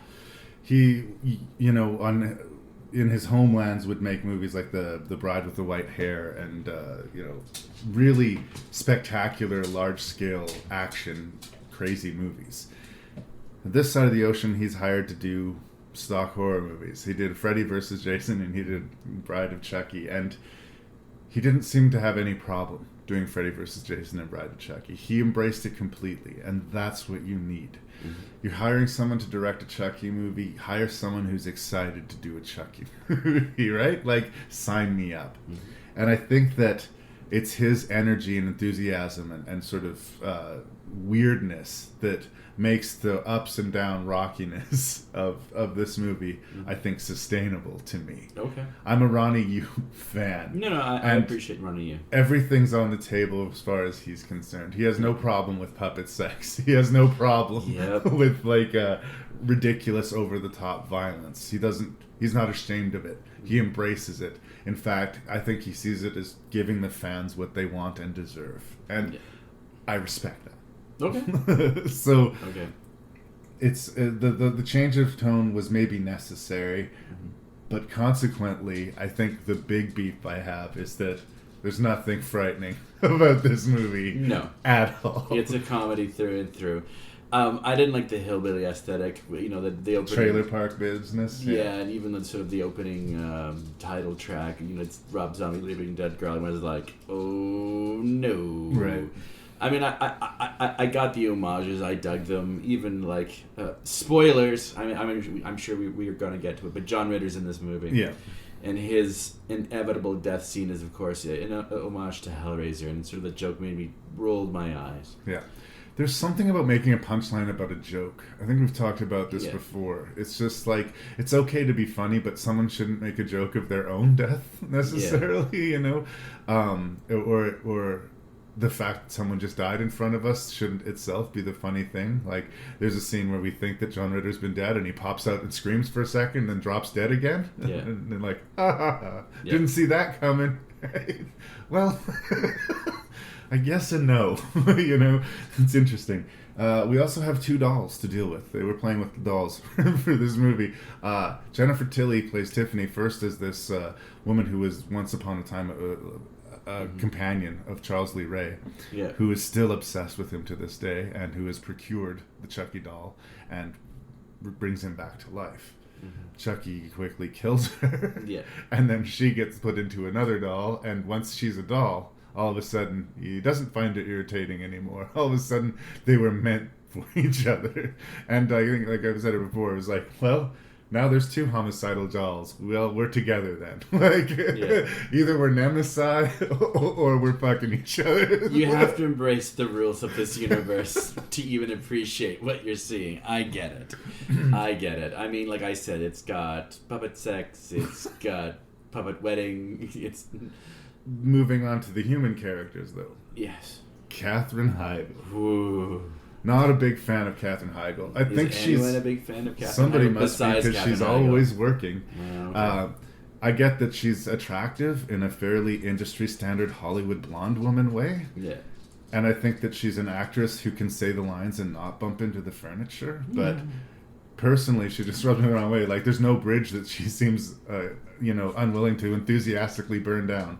She was in one of the most popular TV shows in the world, talks shit about the people who were on that show. Yeah. She was in one of the most popular comedy movies of the decade, and she talks shit about everybody she worked with, nothing's good enough for Katherine Heigl. And I suspect it's because nothing has lived up to the experience of Bride of Chucky.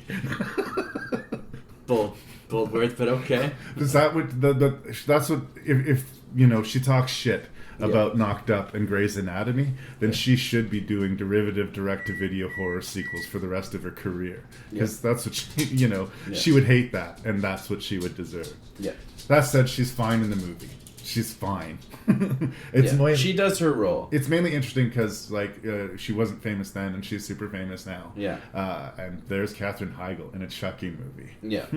This is the first movie that if you weren't rooting for Chucky, then you're supposed to be rooting for Chucky now, because Chucky and Tiffany essentially take care of people that we just find either annoying or also a threat to our romantic couples in love in their sort of odyssey. Well, and this is something we see in a lot of slasher movies, to sort of not necessarily take the teeth out of them, because you can still be violent with it, but making the victims less sympathetic. They maybe don't deserve their fate, but we don't love these people, so we don't feel their misery the same way we might, right? Was this the movie where Chucky pulls out a tongue? Or is that the next one? I think that was that's Seed. Isn't it? Because he pulls the jewelry off of the dude's face. No, it's not. I know where that's from. That's in Cursed. Yes. Cursed. Sorry. Yeah. Moving ahead. Anyway, that's what happens when you watch a lot of Chucky movies all at the same time. They do a little bit of blurring together.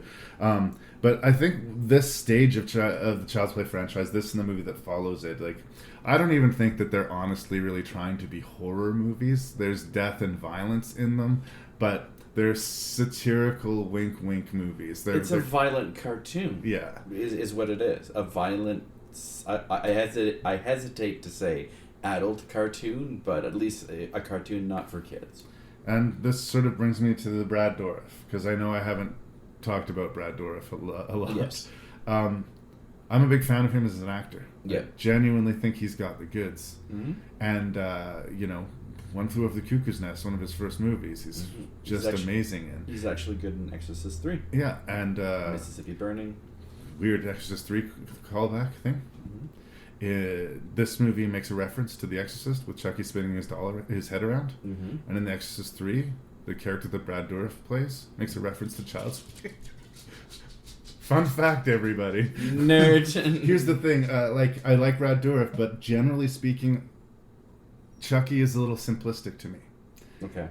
He's not a deep character. He's never really fulfilled him out beyond the fact he's a cackling lunatic. Kill your dog. He's trying to sabotage this podcast. I swear to God. Yes, I really like him as an actor, and the reason I haven't been mentioning him as much is because it kind of hurts me. In lesser movies, in movies like Graveyard Shift and Priest, I feel like Brad Dourif puts more into the performance than he does to Chucky. Yeah. Kind of feels like with Chucky, he shows up, yells into a microphone these terrible lines that he's been given, and then, where's my paycheck? And it's a little easy. You know what I mean? I'm sorry that I threatened your dog's life. You're going to feel bad listening to that on the way back. Did I just tell a dog every animal that I know and love? I really feel... You told me to kill my your dog. You're done. It's just like... I feel like this whole podcast is there's the forces that doesn't want us to celebrate Chucky's 30th birthday. I feel mildly concussed. we're re-recording the reviews that failed review. There's a dog whimpering and bitching underneath my feet. I usually love Marley, but today he's this huge asshole, and I don't know what I've done. I apologize to you. I apologize to my listeners. This episode's a little weird. I'm not drunk. I'm not. I'm just exasperated. This is the podcast that never ends. It goes on and on, my friends. Which brings me to Alexis Arquette. Okay. Alexis Arquette plays this guy who's obsessed with Tiffany at the beginning of the movie. He's got all these tattoos and like chains and shit hanging out of his nose and his mouth and his lips and everything like that. A weird character, weird person. Alexis Arquette's just an interesting dude. But I brother love of Rosanna Patricia of the Arquettes, yes. And subsequent to this movie, he was in Pulp Fiction for that one scene, and then he had a sex change, and he was Alexis Arquette, yes. And then he recently passed away, I believe. Yes, so, AIDS actually, if I'm not mistaken. I could be wrong. You would never know any of that. Like this, he was a versatile actor because this character is obviously very much a character that he's putting on. Mm-hmm. But what I really like about it is this is such a good Chucky kill. He gets strapped to a bed by Tiffany and he can't move, and she puts the Chucky doll on top of him and then starts talking about Chucky, and Chucky finally reveals himself to be alive. Look at tears the chains off his face, and there's over the top blood spray considering it's pretty superficial wounds that he's putting on his face. Mm-hmm. He puts a pillow over the dude's head and then just sits on the pillow and talks to Tiffany. Yeah. And while they're having this conversation, the dude slowly suffocates. And it was just like, it was kind of funny and super dark, but it was the kind of kill that, yes, a doll could do that. Mm-hmm. There's no, I don't have to like fight it in any way. The scene is completely ridiculous. Mm-hmm. And yet we buy it. And that's kind of a magic trick. And I like, well done, like, to get me there, to get me to be accepting of it. I don't want to oversell the movie either, because it is fucking weird. And it's this strange road trip where Katherine Heigl and her boyfriend are being confused for killers because in the back of the van they're carrying these two evil dolls with them. And wherever they go, they're leaving carnage in their wake. Yeah. So, you know, they're being confused for Mickey and Mallory, but it's actually, it's Tiffany and Chucky, damn it. The gay best friend character, which we've seen a lot before. He has the death of the movie in mind. Yeah, he really does. Yeah. It's interesting. Dan Mancini is a gay man, and I kind of feel like if there was a character he could identify with in this story, it would be him. He knows these guys well enough to not believe that they're serial killers, and he somehow manages to track them down before the police do. And once he's there, the amount of evidence is almost insurmountable for him, so he freaks out and tries to run away. And he runs right into the path of a semi-truck. And it explodes. It's a hugely over-the-top He splatter doesn't just kill. get hit by the semi-truck. He turns into a balloon. His grandparents felt the impact of that. Like, it was... like, ooh. Man down. Yeah. Man down. But it was a pretty good shocking moment. And it was kind of like... It was interesting that the way that character was used in the movie. Yeah. And for whatever it's worth, he was a little bit more than just the gay friend. So many times in the movie you have that character. You felt his death, I'll say that much. You did. It mattered a little bit. Yeah. And in a movie as stupid as this, that's an accomplishment. I don't know. Yeah. So, ups and downs, peaks and valleys. Mm-hmm. But considering we're coming off the back of Child's Play 3, mm-hmm. I find this a much safer territory to be. And as goofy and fucked up as it is, it knows that it's goofy and fucked up. Yeah. So I kind of embraced it. It doesn't apologize for what it is. Yeah.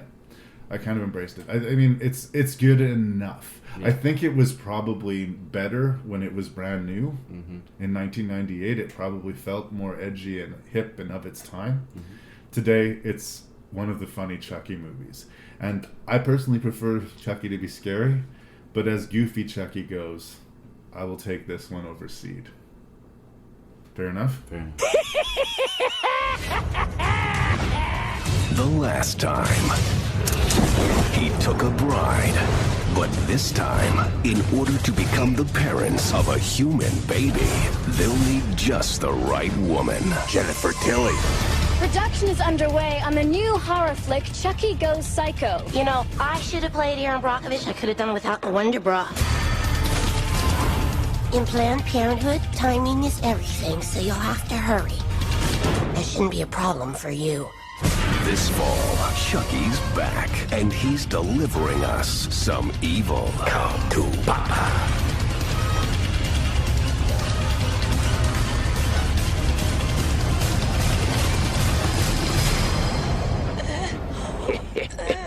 What the hell is going on in here? She came on to me. No wonder her career's in trouble. Seed of Chucky. That's my boy. So I want to formally ask, are you okay, Larry? I'm doing great. I'm doing awesome. Do you need a little quiet minute just to like collect your thoughts? I'm doing fine. I was a little demoralized between the concussion and the lost reviews, but here we are. I'm sorry that I threatened the life of your dog. I love Marley too. He just needs to just stop whining at me. He's been whining at me for a day. Okay. For a day. Right. He's just been looking at me going... and it's just... you can't do it anymore. Just let me record my podcast. I just want to record a podcast about a killer doll. Can I record a podcast about a killer doll, please? Please, Marley. It's the Seed of Chucky. Seed of Chucky. What we didn't mention during our review of Bride of Chucky is that say what you will about the movie, it's got a pretty spectacular ending. Yes, it does. The birth scene. Tiffany is well exploded and burned and charred and kind of dead on the ground. And she starts flailing and kicking and gives birth to this creature that hisses and credits. So we move on to Seed of Chucky. And yes, that seed has borne fruit. And the doll has been, Glenn, or Glenda, as we're going to later discover, has been kidnapped by an evil British magician dude. Ventriloquist Like performer. I said, it's an homage to magic. I also got like a Pinocchio vibe, you know, Okay. like the living doll, the living boy that Sure. everyone thinks it's a trick, but it's not a trick. Da da da da. Got it. But he sees footage on TV of Chucky and Tiffany because they're making a movie based on the very true events of Child's Play killings, and he decides he's got to head off to America and find his birth parents. And he finds them on a film set, and he uses his magical medallion to bring them back together, and boom, family unit. This may seem familiar, almost like I said it to you just an hour or so ago. Yes. But my favorite scene of this whole movie, and it might be the good scene of the movie. Okay. There's this little family argument happening between the three dolls. Right. And Chucky finally embraces that it's okay to be Chucky. Yes. He's like, I'm Chucky the killer doll, and I dig it. It's funny that you mentioned that, because I think with this movie, Don Mancini has made peace with the fact that his, I don't think he ever really enjoyed Chucky being that wisecracking serial killer. I always got the sense just from the interviews He wanted him to be scary. Yes. And here he was finally embracing the fact that this thing had made him multiple $1 million. And that he was embracing Chucky for what it is. And he made his own, I think, his most personal movie out of the series. Right. But he's made peace. He's made peace with the fact that Chucky is what he is. And this is the first one he both wrote and directed. Yes. And so it's maybe personal to him. Yeah. And maybe it's more important film to him than it is to Chucky fans for that reason. Yeah. Yeah, it is, again, way more funny than scary. This is a basically scare-free movie. Yes. And we're still in the Chucky redesign. He'd been redesigned for Bride, and they kept that design for this one. Yeah. So he's pre-damaged and pre-sinister. His brow is really furrowed, and he's got multiple scars. His affectation is overtly evil, but he's being funny, which is kind of interesting because originally his physical affectation was very innocent, and he acted really awful. So that could have been interesting if they wanted it to be. But whatever. I don't know. I think that I like that scene where he embraces that he's okay with being Chucky the killer doll. This is like, it seems like strangely character growth. For all these movies up until now, he's been trying to get out of Chucky, but now he realizes that being Chucky's okay. He can still have sex, he can still have kids. Yeah. No one suspects a doll, he's living life and loving it. And I think that maybe would have been the thing to sort of embrace the movie of. Instead, we got this war of influence thing happening where there's Tiffany who wants to put the violence behind them and, raise this child right. Yeah. And there's Chucky who's like, don't tread on me, man. I'm who I am. Yeah. I'm a rebel and I'm never going to be any good. Accept it or go fuck yourself. Yeah. And Glenn is being ripped apart in the middle, so much so that he almost affects two different identities. Yes. Glenn and Glenda. Yeah, no, there are two stories in this movie. One of them sort of works, and the other one doesn't work at all. I had no use for the Glenn or Glenda storyline, character. Like, none of it did anything for me. No. Sorry, Don. Yeah. What sort of worked for me, and you talked about embracing the insanity of Bride, I embraced the insanity of Seed. Like, I mean, this movie starts, it's, once again, a sort of impressive opening title sequence where a blanket of semen and then sperm goes down fallopian tubes into open an egg. On sperm. Yeah, not since Look Who's Talking. Yeah. So I'm like, and even the sort of body double blow up homage, he references De Palma a lot in this movie actually, and this is also an homage movie, so I appreciate it there. Like, I think people who love film and sort of horror film will, I know it's over the top, but at least I kind of went, that's sort of nice. I get it, and then there's a lot of insider baseball here. That the movie does take place partially on a film set. Jennifer Tilly is playing herself in this movie. And she is a very good sport. Yeah, but like, it makes sense, those choices, like, if they're gonna do it. Yeah. But yeah, it strips away even further, and it gets farther away from scary when you're being meta, even more so than this film is not a horror comedy movie. Like, you can still have comedy and then make us boo in the next scene, but if you're actively talking to us through the screen, that illusion is just not, we don't have it anymore. Yeah. I wanted to talk a little bit about the marriage of the practical special effects of the dolls and the CG effects of the kills. Okay. This is mostly with Tony Gardner's character. He's playing himself, the puppet designer, and who articulates the the Chucky dolls. And yeah, there's a scene where he gets decapitated with a wire by the two dolls, and his head flies straight up in the air, and he's got a shocked expression on his face, and it's so obviously CGI that because they don't go CGI with the dolls, it really screams out, this is bad CGI. And I know, of all the things to make fun of in this stupid family dynamic puppet killing movie, that seems like a preciously small thing to be picking on, but God damn it, like, the dolls, for all their ridiculousness, look pretty good, and I believe them enough to go with the storyline. But they fuck up some of the kills, and in a slasher movie, you don't want to ditch the kills, you know? Yeah, I know. I do know that they lost, some money as they were doing production, so that maybe they had to resort to CGI to sort of complete it. But I hear what you're saying. There's that kill and even John Waters' death where it's clearly CGI and you wanted prosthetic, and you've got these beautifully made moving, talking, fucking dolls. Yeah. Really. Literally fucking dolls. Yeah. So I get what you get there. To me, I think what sums up Seed of Chucky is this wonderfully sort of, I thought, comedic scene where John Waters, who's playing a scuzzo paparazzi, and this is the era of, like, Kim Kardashian is huge, Paris Hilton is still famous for being famous. Britney Spears has had a meltdown, and we've seen every second of it. So we've had the culture of paparazzi, and Britney Spears shaving her head was a global news story for some fucking reason. It kept the masses entertained. And he is taking photos of red men receiving pleasure, shall we say, from Jennifer Tilly, as Tiffany's sort of wandering around the room, and then Waters looks up, and there's Chucky going to town real hard. He's jerking off in the window. There's a silhouette. And his salty joy juice is put in the cup. So if you ever wanted to see Chucky masturbate, this is your movie. That's kind of where Seed of Chucky is at, and that sort of, to me, sort of embodies the movie. It is sort of low barrel, and it'll never be confused for Robert Altman's the player and sort of taking a bite out of Hollywood.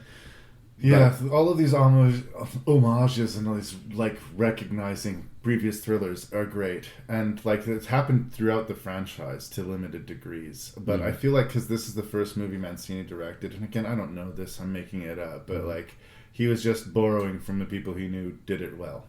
Hitchcock does it well, De Palma does it well, so let me do it too.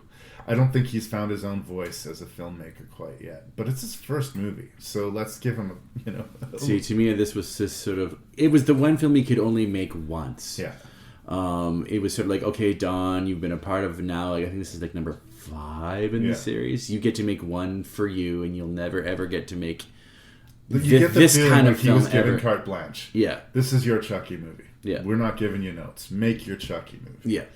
As long as Chucky's in the movie, we're good to go. Yeah, maybe that's the case. Again, it's hard to say because we're kind of just inventing this.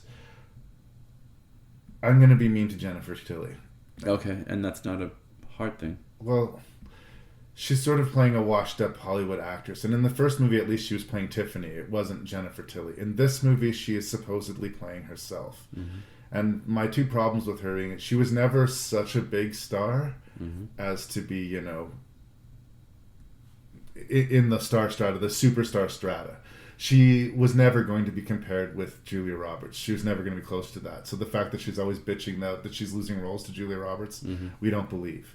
The fact that she's trying to fuck Red Man so that she can play Mary, like the Virgin Mary in a biblical epic, I can see how when you're writing that down on paper, you can see, oh, this is funny and satirical. But asking her to do that part and her doing it with such enthusiasm, it seems kind of gross to me. Okay. It rubs me the wrong way. I will admit she's a very, very good sport for making this movie. To put it on even further, it's just she has 2 movies, as far as I'm concerned, that are really significant in the zeitgeist for me. There's Bound, the Wachowskis' thriller that they made before The Matrix, and there's the Woody Allen Bullets Over Broadway, where she was Oscar nominated because she was really good at playing an actress who wasn't very good actress but had a shrill, irritating voice. Okay. That's mean, but that was the part that she was casting. She was cast in Bullets Over Broadway as Jennifer Tilly. So it's hard for me to see her taking pot shots at Hollywood. I know it's a part that was written for her, but it's not credible, and it's increasingly I'm embarrassed for her because of it. Okay. I'm not saying she sucks as an actress. I think that this was the wrong actress to choose for, if you're going to take these kind of shots at Hollywood. Okay. Well, I think if you're going to play, and it's not the first film or the last film that'll take shots at Hollywood, but if you're going to make fun of Hollywood, you have to make fun of yourself. I do think what Mancini was seeing in his world, of the sort of, we gotta love famous people just for being famous. Yeah. This was a big slap in the face, and who better to do something like that than Jennifer Tilly? But I agree with you. What she's asked to do, it seems very, like I said, she's a very good sport. Yeah. I don't know exactly the right actress. Like, it's got to be somebody who's been consistently good but never recognized. Yeah. And Jennifer Tilly's always kind of been Jennifer Tilly to me. She's not. Yeah, I've never understood her career. Yeah. I'll say that. Yeah, and it's strange. It's also just the double-edged sword about when you're going to take if you're attacking Hollywood, right? Yeah. If you're attacking Hollywood as an outsider, well, then you're an outsider and you don't know what you're talking about. And if you're attacking Hollywood as an insider, you're a hypocrite, right? This is his 5th Chucky movie. If Don Mancini is not part of the Hollywood system, nobody is. So he really is biting the hand that feeds here. And I guess we can respect it, but... Yeah. It's just it's strange, and I will always be the case. If you're making a killer doll movie, go scary, and this movie is even farther away from scary than Bride was. It's just ridiculous. Yeah. Look, Seed of Chucky is to me one of those guilty pleasures. I know it's not a good movie, but I'm sort of happy this film got made and exists. Yeah, that it's trying to be a Hollywood satire, and it's a freaking killer doll movie. So it's too much at once is maybe the problem. Fair enough. Okay, I can see that, but I don't want to say it's better than Bride, because I think Bride is more contemplatively, or it's better technically made. But it made me smile. Yeah. Well, and that's good. I mean, I wish I liked it more than I did. I mean, they definitely took big swings. Billy Boyd plays the voice of Glenn or Glenda. Yeah. And at the time, I think it was a big deal to have somebody from the Lord of the Rings franchise in your movie. Yeah. It's one of these things now where, like, I don't think people would even recognize the voice. It was Billy Boyd. Yeah. Like, oh, he was one of the hobbits? Right. Yeah. He's not particularly bad. I think where the movie, like I said, comes closest to working, and just because it's so surreal, is the family feuding for me. I just think it's so absurd that it's just kind of like, you're not going to see that in any other movie. These are puppets that love and kill and fight. Yes. And wow. Yeah. Not for everyone. Nope. Only just barely for me. Who's it from? It doesn't say.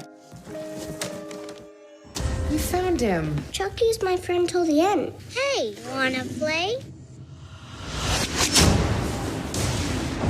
Can't we sleep in with you tonight? It's only a storm. Good night, baby. Sweet dreams. Don't forget Chucky.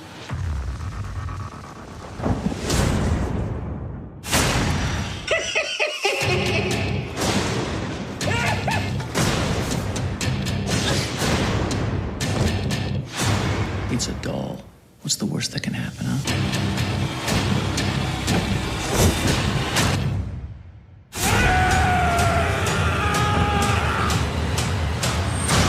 It's time to play.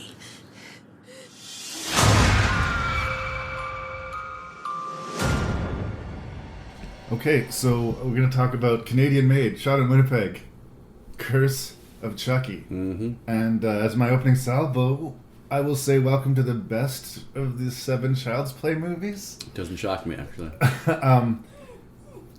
Marley's got to stop whimpering. It's like he waited until we pressed record. Did you see that? Yep.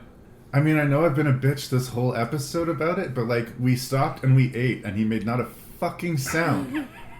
And the second I press record, he's being a little bitch again. Tell me how you really feel, Larry. It's just frustrating. Anyway, I really like Curse of Chucky. I genuinely was surprised when I watched it. Like, I didn't run to it. I waited till it was in the cheap bin at Walmart. And okay, it's time for a new Chucky. And once again, Mancini very correctly intuited that they needed to change things up. Yep. After Seed of Chucky, like, it was like, okay, we're not going to play in that arena anymore. I think that in 2 movies we've officially played it out. It took 3 to get rid of the Chucky slasher movie formula. It took 2 the Chucky comedy formula. Mm-hmm. So now they're going to go, it's the early aughts, to this sort of hard, the dark remakes, the torture porn, the like sinister, heavy, dark, scary movies. Mm-hmm.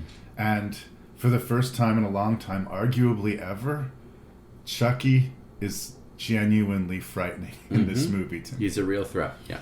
And one of the biggest reasons, and again, I'm sorry, Brad Dourif, I do respect you, is that he says almost nothing for like the first hour of the movie. Mm-hmm.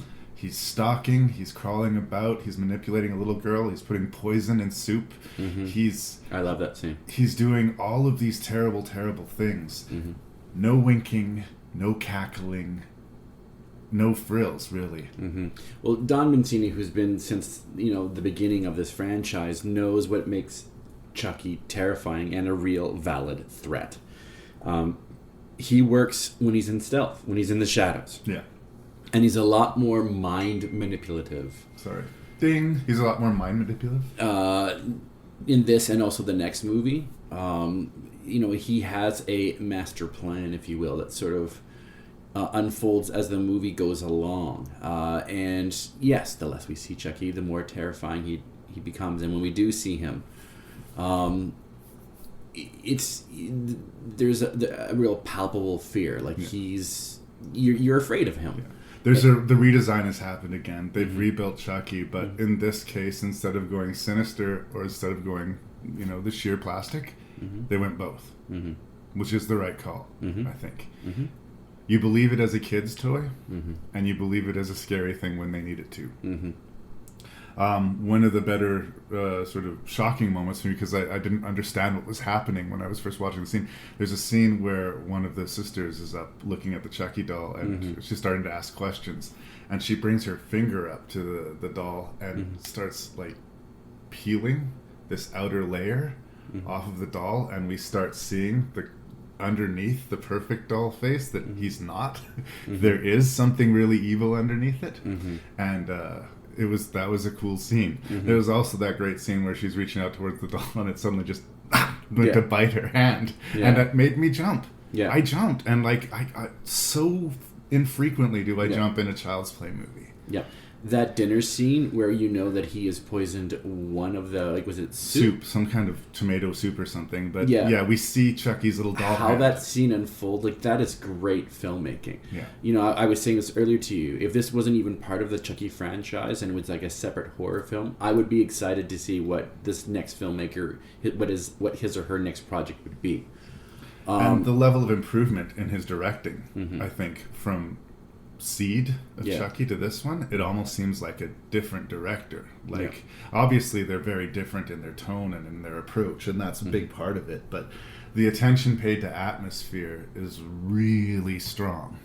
And love that Rebecca, not even tip of the hat, like just stealing from, once again, Alfred Hitchcock with the whole elevator. And if you're gonna steal from the best. Yes. Fiona Dourif is the lead of this movie. Yes. And I do think that the reason she's starring in this movie is that her daddy is Brad Dourif and played Chucky.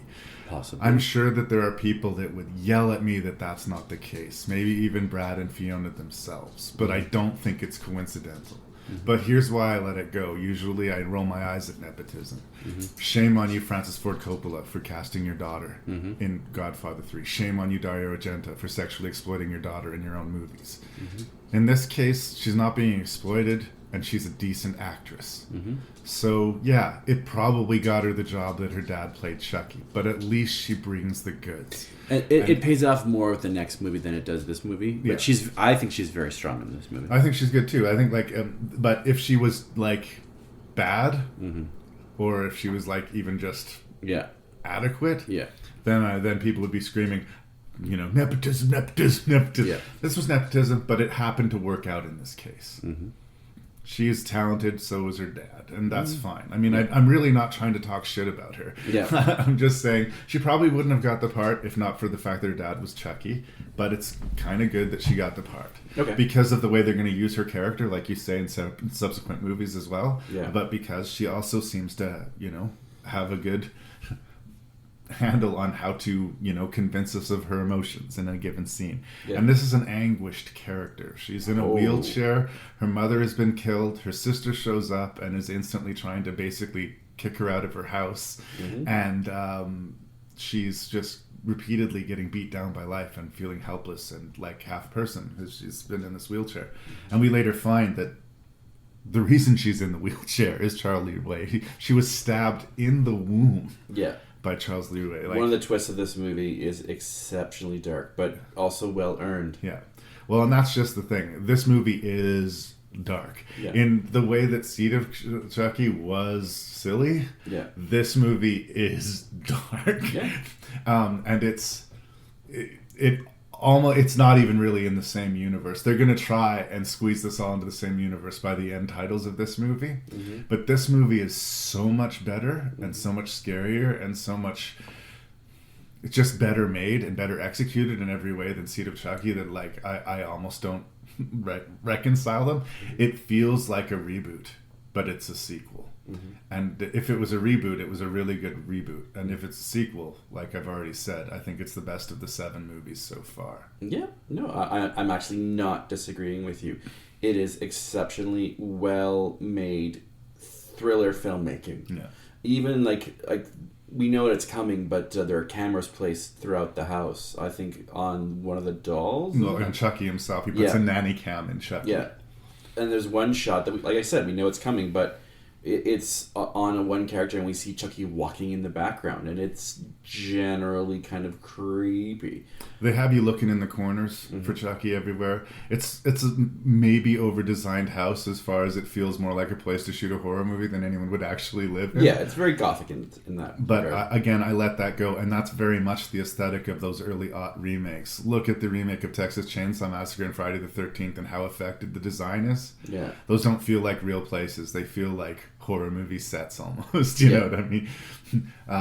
And this movie maybe has a little bit of that, but I'm into the story and the characters enough that I'm not bothered by it. Yeah. And the kills are stealthy and mean and believable for a doll to execute. Yeah. There's a scene where this woman is on her laptop in her underwear, and even though there's a kid sleeping in the adjacent bed for whatever reason, and we've established when they first showed that room that in the center of it there's a bucket with this water dripping, and whether we recognize it or not, we're being prepared for this murder scene. Yeah. So she's typing away, being all sexy on the computer, and then her head just slowly turns, and she sees there's Chucky standing, and he's alive, and all he does is kick over that bucket of water, and she's instantly electrocuted. Yeah. And it's, and it's loud music. Oh my god. See, something's working against our podcast today. But there's something about that kill, like, it's not too over the top. Her face gets a little fucked up from being electrocuted, but in another Child's Play movie, he would have said, "Shocking, eh, babe?" Yeah. or like there would have been something to take the oomph out of the impact of the moment. Yeah. And in this movie, when characters die, you kind of feel it. Even if you don't like the character, you're like, that person just died, and that was awful. You know? No. Like, you feel the deaths. Even the characters that clearly deserve it, you're like, oh. Like, because good due thought and care went up to the setup, the execution of the murders, even the characters involved. Like, I believed every single motivation from each character. I want to talk about, and I fast forward the ending a little bit, because this movie also has a dark, mean-spirited ending where Chucky is successful in possessing the child, the niece of our lead protagonist, and also kills the grandmother. And even the jump scare that's done, you're like, whoa! It's this movie sticks with you. Chucky wins, and not in a way like, yay, Chucky wins to have further adventures. It's like, that's a bad dude, and he's still out there. Yeah. In that scene, he has a Chucky one-liner that is just perfect. You know? She says, "Where's Grandma?" He says, "She's in the basement." "What's she doing in the basement?" Nothing. Yeah. Right? And, he's not cackling. He's not, he like, that was a zinger for us, for him, that was little insider stuff, right? That's like dark and funny, but it doesn't cheapen anything that's taken place, I believe that that's something that Charlie Lee Ray would say to amuse himself. Whereas in other movies, he's saying it to amuse this audience that doesn't exist.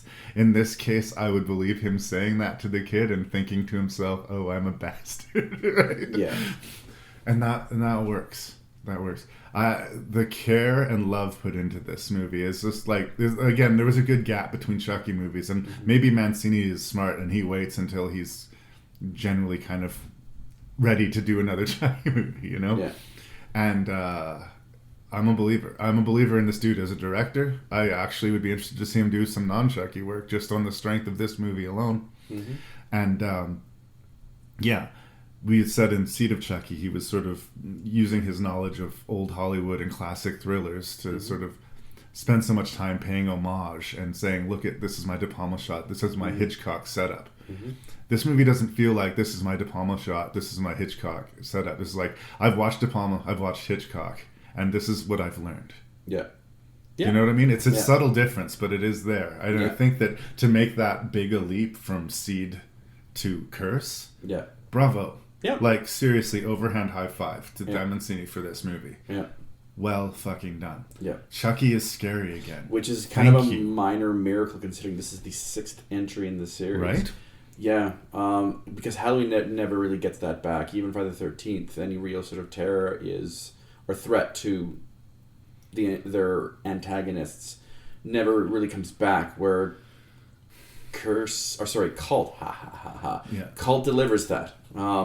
I'll say it once, I'll say it again, and even this review, if this was not a Chucky movie and it was just a sort of killer doll movie, I would be curious to see what this filmmaker does next. Yeah. And like if it was somebody, I would almost have believed if someone said, oh, there was, I don't know, someone was hired to do this remake, and it wasn't Mancini, but Mancini did it, and fucking good for him, man. Yeah. Good for him. Kudos. Thank you for bringing Chucky back and being scary. Mm-hmm. And he played within the rules of the universe. Mm-hmm. He dialed down the stupid, but didn't, take it completely out of it. If I have like a little thing that for me I just wish wasn't there, and again I'm sounding like an asshole, Jennifer Tilly. She's ever so very brief. Yeah. She delivers the doll to the place. Basically, Chucky is doing payback on anybody in his past that he's got issues with. So she sends the doll to the next address. Yeah. That's where the movie sort of starts. Well, and they stops. like working together. So. They do, and they revisit that neck slit thing, and where she cuts a guy's throat and then says a cheesy one-liner and licks the blade. Jennifer Tilly is still in Seed of Chucky. Mm-hmm. Jennifer Tilly is still in Bride of Chucky. Mm-hmm. Everybody else is in Curse of Chucky. And the good news is she's in the movie for literally 2 minutes. Like, it's very, very brief that we see her. Mm-hmm. But that's the one thing that kind of warps the world a little bit for me. Okay. I think that because they probably really get along with Jennifer, and they've been working together for years, they wanted to include her, and I get that. But I think that this is an instinct, and we're going to see this again and again, that might be a little bit of a mistake. Like, the loyalty to their brand is almost default. Like, Andy shows up in a post-credit scene in this Stinger, movie. I think it's called. Yes. And he's fully grown. And the doll package has been delivered to his house. And to the movie's credit, I thought it was going to be one of those things where Chucky's about to kill Andy and we cut to dark. And that's not what they do. Chucky's about to kill Andy, and Andy turns around and he saw this shit coming, and he's got a shotgun. And they've gone back to the original actor who played the original Andy in the first 2 movies. And he's fine. He's not a bad actor. But again, he wouldn't be here unless he was the kid from the original Child's Play movies. Yeah. And maybe it was a smart move not to use the kid from Child's Play 3. But they didn't have to use him. It's like they liked him, so they used him, right? Joe Dante's guilty of this, casting people he likes over people who are maybe right for the part. Fair enough. People associate Alex Vincent with the series, and I mentioned it earlier. I'll say it again. He's the heart and soul of the franchise. Fans of the series will instantly reconnect and go, "Yay!" It's what he's got. But if Andy was played by a different actor, would the fans have loudly balked? I think so. Yes. I disagree. The last time Andy played that role, he was 8 years old. Mm-hmm. And Andy now has got to be cutting 40. If you bring Andy back, though, like that's a mistake they learned, I think, with Child's Play 3. Yeah. But there's a difference between like a child actor, right? Yeah. Like a recognizable actor. When you're 8, you're so different than who you were when you were 40 that you're practically unrecognizable. They didn't have to cast that actor, but they did because they liked him. It works for me. It works enough, and it's fan service. It's the same thing that they did. Should that have been a post-credit scene, though? Who knows about that? The order in which it's delivered. It is sort of separate from the story. It is how Chucky essentially dies in the movie, I guess. But it's necessary setup for Cult. Yeah, because we open basically with Andy. Yeah. And Cult, and we're supposed to have some understanding that he's a player again, right? Yeah. I don't know. I think that the reason they did it as a post-credit was because they wanted to keep that ending sinister. The last shot before credits roll, Chucky's reading the incantation to that little girl and going to take over her body, right? Yeah. And roll credits. And then that stinger ending. I think it's there because they couldn't figure out where else to put it. Maybe. But I don't know where you would put it. But I don't know, like it's almost buried there. I think of the Halloween franchise when they had Daniel Harris for 4 and 5, and then when they finally made 6, they recast it, and no one felt anything when that character's death happened. So bringing Alex Vincent back, but again, that was more a betrayal of the character than the actress. Because at that point, but people still identify Andy with Alex Vincent. Yeah, but going to your fans of it, going to your Halloween example though, this movie was made 3 years later, so Daniel Harris would have been what, 14 playing a woman who was, in her late teens, early 20s, giving birth to a baby and then killed by Michael Myers. I think it's even longer than that, but okay. There's no way. That casting would have been inappropriate in that case. In this case, they didn't have to. They chose to. And maybe that's fan service. Maybe it isn't. Maybe they just liked Andy, like that actor, and wanted to work with him again. Yeah. But that's why he's there. Yeah. Not necessarily because he's the right guy for the part or the best actor for the part, but because when he was a kid, he was cast as Andy. Fair enough. Right? Fair enough. Anyway, we're 20 minutes into Curse of Chucky, and I think we've made our points. Yeah. It's a very strong horror movie. Yeah. Maybe the most strong horror movie of this list, and maybe the only truly one that actually caused me some fear. All right. So, big fan of Curse of Chucky. Chucky told me. He's coming for you. It's important that we all explore it together as a group. I think I have something that will help. Whoa. Hi, I'm Chucky. Wanna play?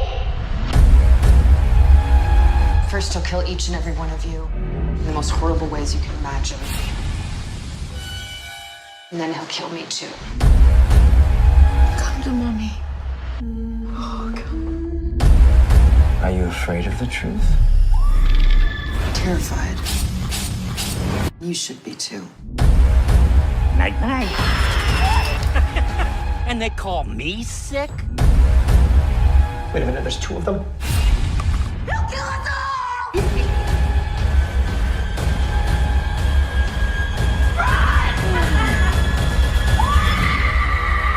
A true classic never goes out of style.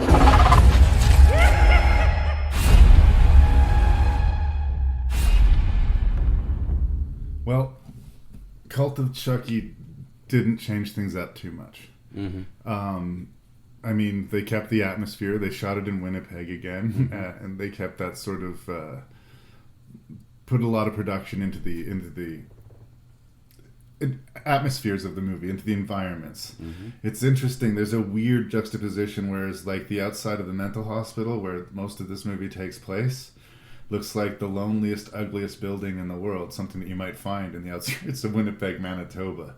Mm-hmm. And yet the inside is this pristine, white, crystal clean, sterile. Like the two environments seem actually separate to me. Like clearly that's a different exterior than this interior. That's a small beef. For the most part, I mean, I like that they stayed with Chucky being a scary, malevolent creature. Mm-hmm. I think unlike the benefit that I gave Curse of Chucky, we're getting a lot more of Chucky talking. Like, one of the first times we see Chucky actually walking and talking, he bumps into one of the mental patients, and she starts talking to him because she's convinced he's a hallucination. Mm-hmm. And he's got this classic Chucky, you gotta be fucking kidding me line. And like, I'm gonna go kill this bitch, and then I'm gonna come back and deal with you, right? And we go right back to the old school, harsh Charles Lee Ray. I picture Brad Dourif smoking a cigarette and yelling into a microphone and waiting for his paycheck sort of thing. And that kind of goes against everything that was working for us in the movie before this. Yeah, but they didn't lose the atmosphere. They just added more of the stuff from before. Okay. So it's good, but it's nowhere near as good as Curse was. Yeah. And maybe not because it's a bad movie, but because it's coming off the back of such a strong one. Yeah. I kind of walked away a little disappointed. No, I agree with you. All the goodwill that that Curse of Chucky sort of built up is sort of slowly slipped away by the time the end credits roll on Cult of Chucky. Once again, I love the fact that they tried to make Culty a serious threat. He's a lot more pulling the puppet strings behind the scenes, even though it's more of a slasher film than the last film was. Yeah. They do take revel in a lot of the sort of over-the-top kills. We've got sort of Chucky pulling out a whole tongue sequence. There's a lack of sympathy, I think, for the mentally ill characters in this movie. Yes.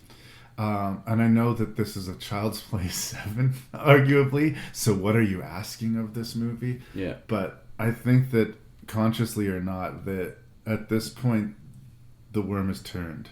That happened in Friday the 13th. Remember, I think around part 6, we decided that Jason went from being the villain to the hero of the series. Yeah. And I think that's kind of what's uncomfortably taking place here in Cult of Chucky. Because all of the people that he kills are awful. Yeah, we don't connect or sympathize with them. Yeah. In some cases, we're actually eagerly awaiting their death. That's what really annoyed me about the head psychiatrist. His little reveal, which we saw it coming a mile away. But it's not that he's bad. It's that he's so crazily, evilly, awfully bad. Yeah. You know, like way over the top. He's arguably worse than Chucky himself. Chucky even comments. Doesn't he have a line like, I don't know whether to kill this dude or take notes? Yeah.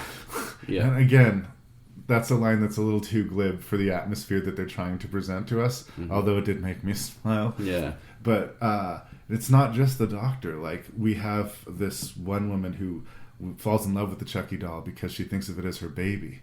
And we find out later that she's killed her baby and that she's adopted this new baby so that she can kill her baby again. Right? That's the closest to sympathy we're supposed to have to that character, but I didn't feel it. It's another guy with multiple personalities who decides that Malcolm, and he decides that one of his personalities is Chucky, but it's actually just a desperate put on because he wants to have power. He's not. He's pathetic. And when he gets a drill driven through his head, it's kind of supposed to be funny. Yeah, it's a cheap ploy when it's revealed that he's been putting it on the entire time. I was like, oh. It's this shrill Asian woman who's originally, like, you feel like she's got personality disorder. She's constantly being shitty to everybody and constantly effusive and argumentative. It just turns out that she happens to be right about Chucky. Like, she figures out this Chucky shit. And again, she has this over-the-top death that, although beautifully shot, I kind of like the idea of the sky window. Like, she's strapped to a table and there's a window above her and she's seeing the snow fall down. Yeah. Chucky breaks the glass rains down upon her, she gets cut to pieces. And then for the rest of the scene, there's this slow snowfall. And in the room, like, it's weirdly beautiful and grisly at the same time. But I didn't care for her character, so subsequently I didn't care when she died, or any of the patients, or any of the staff. I know you said you felt bad for that one staff member. What's his name? Carlos, I think. Carlos? I think his name is. And yeah, he didn't. The reason we liked him is that he just wasn't actively shitty. Yeah. Like, it wasn't that he was such a super nice character. In fact, when Fiona Dourif, the character from the previous movie, has been committed because they think she did all of these killings. And he establishes with her when she gets there, you know, I'm not your friend. Even though he leaves her a piece of gum and he's not shitty to her. He's like, pack a gun, but yeah. Don't consider me a resource. I'm a staff member here. I'm here to take care of you and look after you, but I am not your friend. Yeah. And that's just, I think, him being real with her, right? But that character is the closest we get to a likable character in this movie. So when I said last time, I think that by this point we're supposed to be cheering for Chucky, when Chucky and his family drive away from the institute full of dead bodies and they go off on their next adventures, I don't think we're supposed to be chilled by it. I think it's supposed to be like this victory moment. And it doesn't sit well with me. Yeah, even her wearing the ruby slippers, like the red shoes as she walks out, which is very colorful, and like they're bright. Like, you're meant to focus on the shoes with that sequence. That's sort of the false step. I like why they were doing it, but it just really seemed like a false step. And you should not be cheering for Chucky or Tiffany or like even the dolls possessed at the back end. What I sort of liked was this new idea that they brought to it that Chucky can make other Chuckies. Yeah, I like that idea. He can involve any Chucky doll, or presumably any doll he wanted to. I mean, if we had another Chucky movie, that could be interesting. Like, Charles Lee Larry could be injected into anything or anyone. Yeah. Maybe that would give us some options here. But I like the aesthetic, it stayed largely the same from Curse, but Cult kind of dropped the ball in that I didn't care about anybody, so the deaths had less impact. Yeah, the hospital, like anything about the psychiatrist and the ward storyline ultimately doesn't work. I do like the Andy storyline and how he even sets it up. Like, he's the one that cut the hair. Yeah, we get that, and how he pulls it out of Chucky. Like that angle I liked, and how Chucky has affected him all through his life. I thought that was something to hang your hat on. So when Andy aka Alex, is ever on screen, the movie moves as sort of a thriller. The fact that he's set up, that he's trapped in there, and watches as Fiona, aka Charles Lee Ray, saunters out the front door. But again, part of me calls bullshit on that too. Okay. I mean, I guess I like Andy being back in the story, at least how they do it. And that one plot element surprised me when Andy shows up and he eventually gets thrown into the psych ward. Yeah. And then he's mailed this Chucky doll there. I was like, why did he mail that Chucky doll there? I didn't understand that. Yeah. And then he's put a weapon inside that doll. Yeah. He basically couldn't bring a gun in himself, so he stashed a gun inside a Chucky doll. That was pretty close to clever for me. And at least I didn't see it coming. Yeah. But I don't think that leaving him locked in that room, I don't know, because he couldn't really at that point be convicted that like he did these murders, if that's what they're trying to spin, that it was Andy. I don't think so. I think he's just trapped in that locked room, and for all the problems that he has caused Chucky in the past, for all the torture he caused Chucky, and for all the years that Chucky's been trying to get after Andy, does he really leave Andy alive in that mental room and drive away smugly? Well, because to me, Charles Lee Ray is an evil motherfucker, and with 3 against 1, he would kill Andy slowly and enjoy himself doing it. It's like that Freddy versus Jason, when Jason goes into that house full of teenagers, kills one of them, and then leaves. No, no, Jason doesn't operate that way. Chucky is all about revenge. He's been mailing himself to people from his deep past that he wants to kill off for real or imagined strife, right? Yeah. Why does he leave Andy alive? Because they want to make Child's Play 8, right? Okay. There is that one line, though, that he actually gives to Fiona Dorff. What's the character's name again? It is... Sorry. Nika Pierce. Nika Pierce, that... He says there are worse things than being killed or murdered. Yeah. And that's when he possesses him. So I guess the pessimist in me says like he's got grander plans for Andy, and bonus points that he's now trapped inside a lunatic asylum as he saunters off. To me, it's almost like a callback to the original Child's Play that sort of brings it full circle. That I had you, but now you're in a worse predicament. Off I go, and you get to watch me walk away. Like, not just walk away, but like strut my way out of the loony asylum. And in order to get to this quote happy ending, how many people basically everybody died in this movie are terrible, but before that he possessed a little girl, and that little girl got killed. We don't know how or what happened with that, but we know that happened. Eventually bodies break down if you're trying to kill. Yeah. If you're a doll, they can do all sorts of stuff for you and you still got fight, but bodies will not take a licking, I guess. Yep. And then I feel obligated to once again go to the post-credit sequence. Anybody remember Kyle? Fans will. From way back in Child's Play 2. Yeah. Andy left this severed head of Chucky that he'd been keeping in a wall safe and torturing for his own amusement. And when Andy presumably has gone missing or has been tied up at the institution, Kyle shows up to deal with the Chucky in his house. Unlike the stinger at the end of the other one where I figured, how could they put this in the movie somewhere? This one more felt like, why is this here to me? Well, this is just, they needed some kind of stinger at the end. Hey, let's see if we can get Kyle. Fan service. That's exactly what it seems like to me. Okay. And so there it is. I mean, I've been hard on Cult of Chucky? I've been hard on Chuck... Oh my God. We're almost there. We're almost there, Parsons. I have been hard on Cult of Chucky. But I do go back to, I think it's because I got my hopes up because of how good Curse of Chucky was. So some of this might be Larry's own personal baggage kind of crowding in here. And I will concede that. And at some point when it's not as new, maybe I'll revisit it and be kinder. I will say this. I watched it a second time, right before this podcast a couple of days ago, and my enjoyment of it did grow. Right. I love the fact that, like I said, he's more of a puppeteer and master manipulator, and that's one of the new tools that he has of being a weapon. Yeah. That and the fact that once again he's in the shadows. Yeah. Anyways, so I did like that angle for him, that he's more about mind fucking than actually killing, although he does plenty of that. Yes. Yeah, for me, I like the scarier Chucky. Dial back the stand-up comedy. Dial back the Brad Dourif. I hate myself for saying it every single time because he's a great actor. But keep Chucky scary, and I'll keep watching. But who am I kidding? Like, whatever happens, there's a proposed TV series, and if not that, likely more Chucky to be in the future, and I'll be there.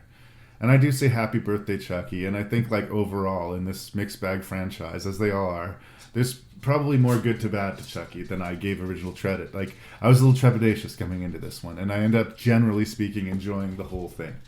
Even though fate has made this recording session this complete, like, obstacle course, we're getting through it, and I don't resent my time spent with Chucky. Not after 7 movies. So, it ain't all bad. Good enough? Good enough.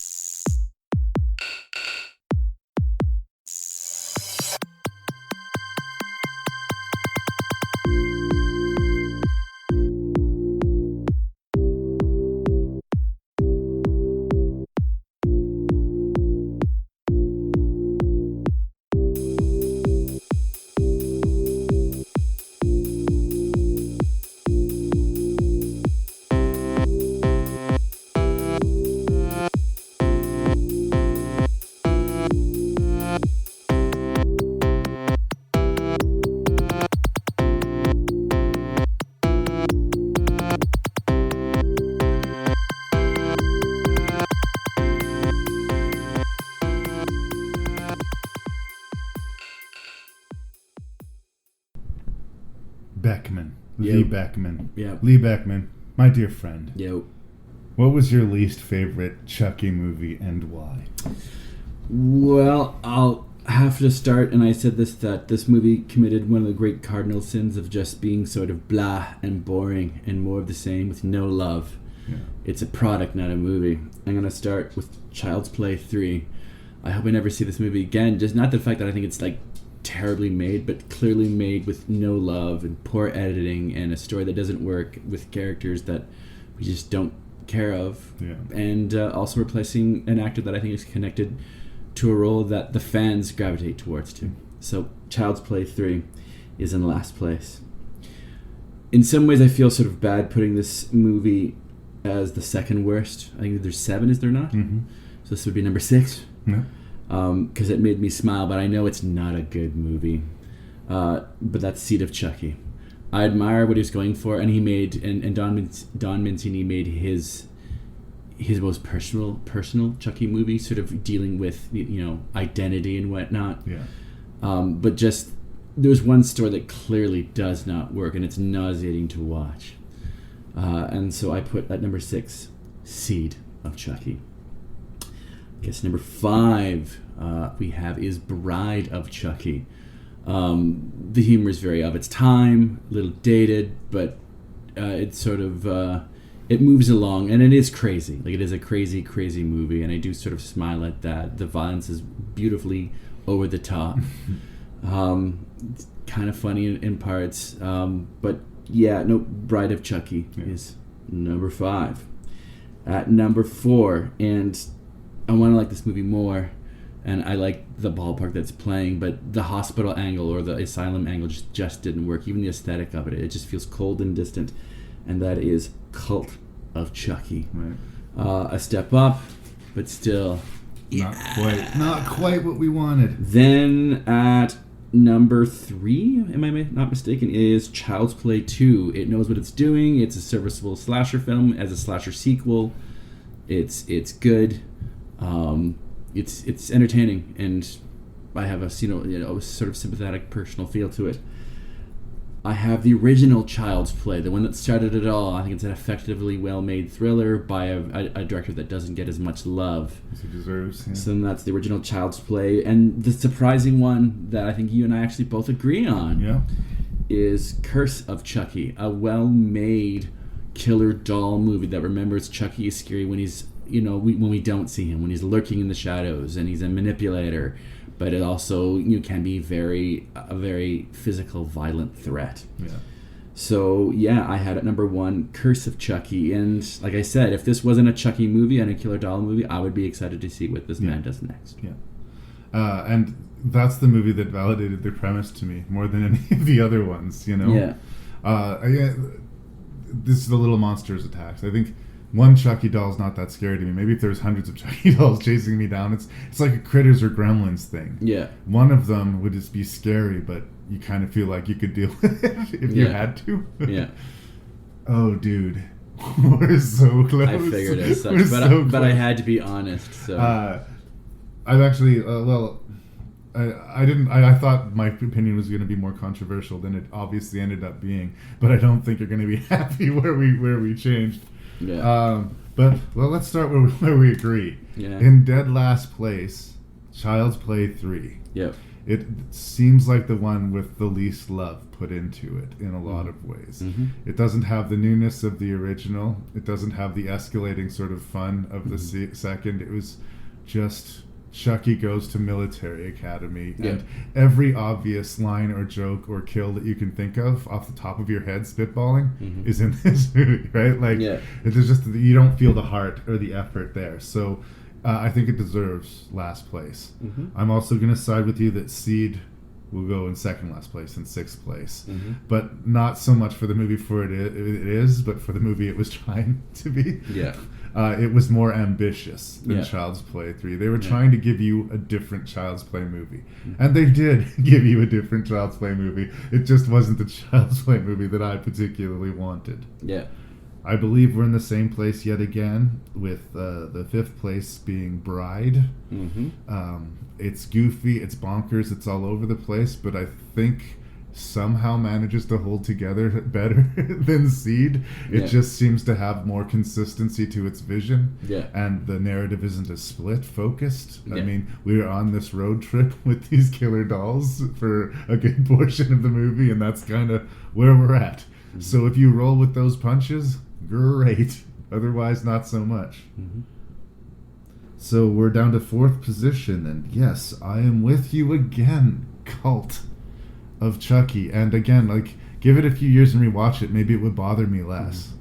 But again, I was so impressed with Curse, and I was like, Dan Mancini is turning into a really solid director, and I wouldn't take that credit away from him. But Cult of Chucky wasn't different enough to sort of justify its existence within the realm, and this shift where we hate the victims and love the killers is something I really have a hard time getting behind. It's so much so that it's the production values that helped it rank as high as it ends up going. But in third place, I put Child's Play 1. Yeah, I know you did. And again, I think I talked about it in the review. I think there's the movie that it wanted to be, and the movie it was being rewritten into being, and those two movies are both present and kind of eating each other, you know? It still holds together as a decent killer doll movie, but I don't know.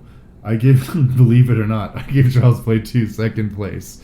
Is it a smart movie? No, not particularly, but it's a fast, energetic killer doll movie.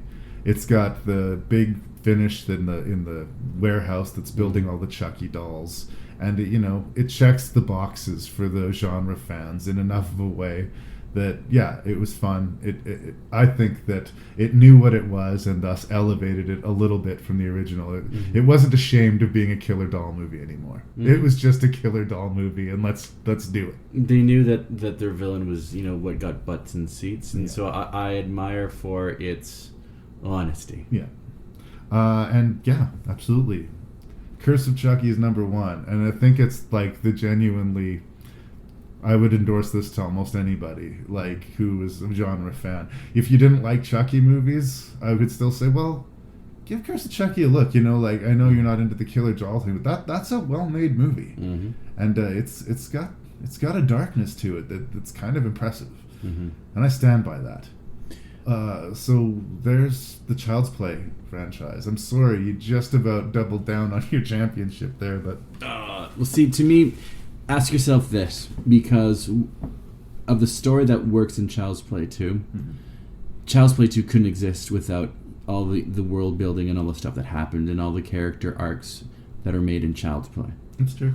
So that's... It's a sequel, it's necessarily dependent on itself. I think just by that fact alone, it elevated it, for me, above Child's Play 2. it was effective for what it was going for. A skilled person made that movie. It set up the universe and the rules somewhat. Yeah. I just think it's a well more crafted horror thriller than Child's Play 2. Like, I felt palpable tension. Well, it's sort of like the superhero thing. You have to give the origin of Chucky, and you have to introduce us to all the characters, and that does slow down your narrative. You know, we have to spend all this time setting up your protagonist and your antagonist, and set the stage, set some atmosphere. It's a much more uphill battle, I think, being Child's Play 1 than it is Child's Play 2. But Child's Play 2 has the freedom that was allotted to it by all of that work done by Child's Play 1, so that it could just be a full throttle slasher movie, and that's what it was. Child's Play was trying to be more than that, but I think it was better at being a killer doll movie than this psychological or satirical piece. But in the end, I come from revisiting Chucky actually feeling closer to him than I did at the start of this. And I was worried that I was going to come out here questioning my existence. I remember saying, my friend Gareth was asking me what I was doing up to this one evening. I said, well, because of life choices tonight, I'm watching Seed of Chucky. Because of the decisions I've made and who I am as a person, tonight I'm sitting down to watch Seed of Chucky. And I was okay. I mean, I laughed at it. I didn't think it was great, but it wasn't homework. It wasn't this dirty chore that I had to get through. I was thinking that, by the time I got to movie 4, I would be like, Jesus wept. When is this going to be over with, right? And no, it was okay. I got through it and I liked it. I mean, I still say it. I'll take a Friday the 13th or a Halloween any day over a Child's Play, but be it a TV show or Child's Play 8, I'm on board. And generally speaking, happy 30th birthday, Chucky. That's right. Chucky. Good enough? Good enough. Thanks for being here, brother. I'm sorry I was so crazy today. It's all right. It's not. I witnessed to it, so I sort of understand. It was just the unraveling that made me sort of giggle. It's like it took us and the day's still not over. So long to record this episode. It's like fucking. But we weren't going to be stopped, damn it. Just spent the day. Just on don't Chucky. erase it, man. Just don't erase it. If we got to go round 3, then it's done. It's a lost episode. Lost episode of Ranknreview. Instead of reviewing all the 7 Chucky movies, here's a nice recipe for muffins. If this gets lost, we'll check back in for Chucky's 50th birthday.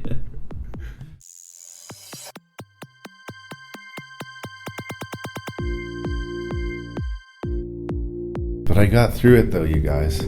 I got through it, and I learned some things. I learned that it turns out I actually like Chucky more than I thought I liked Chucky. So that's good. See?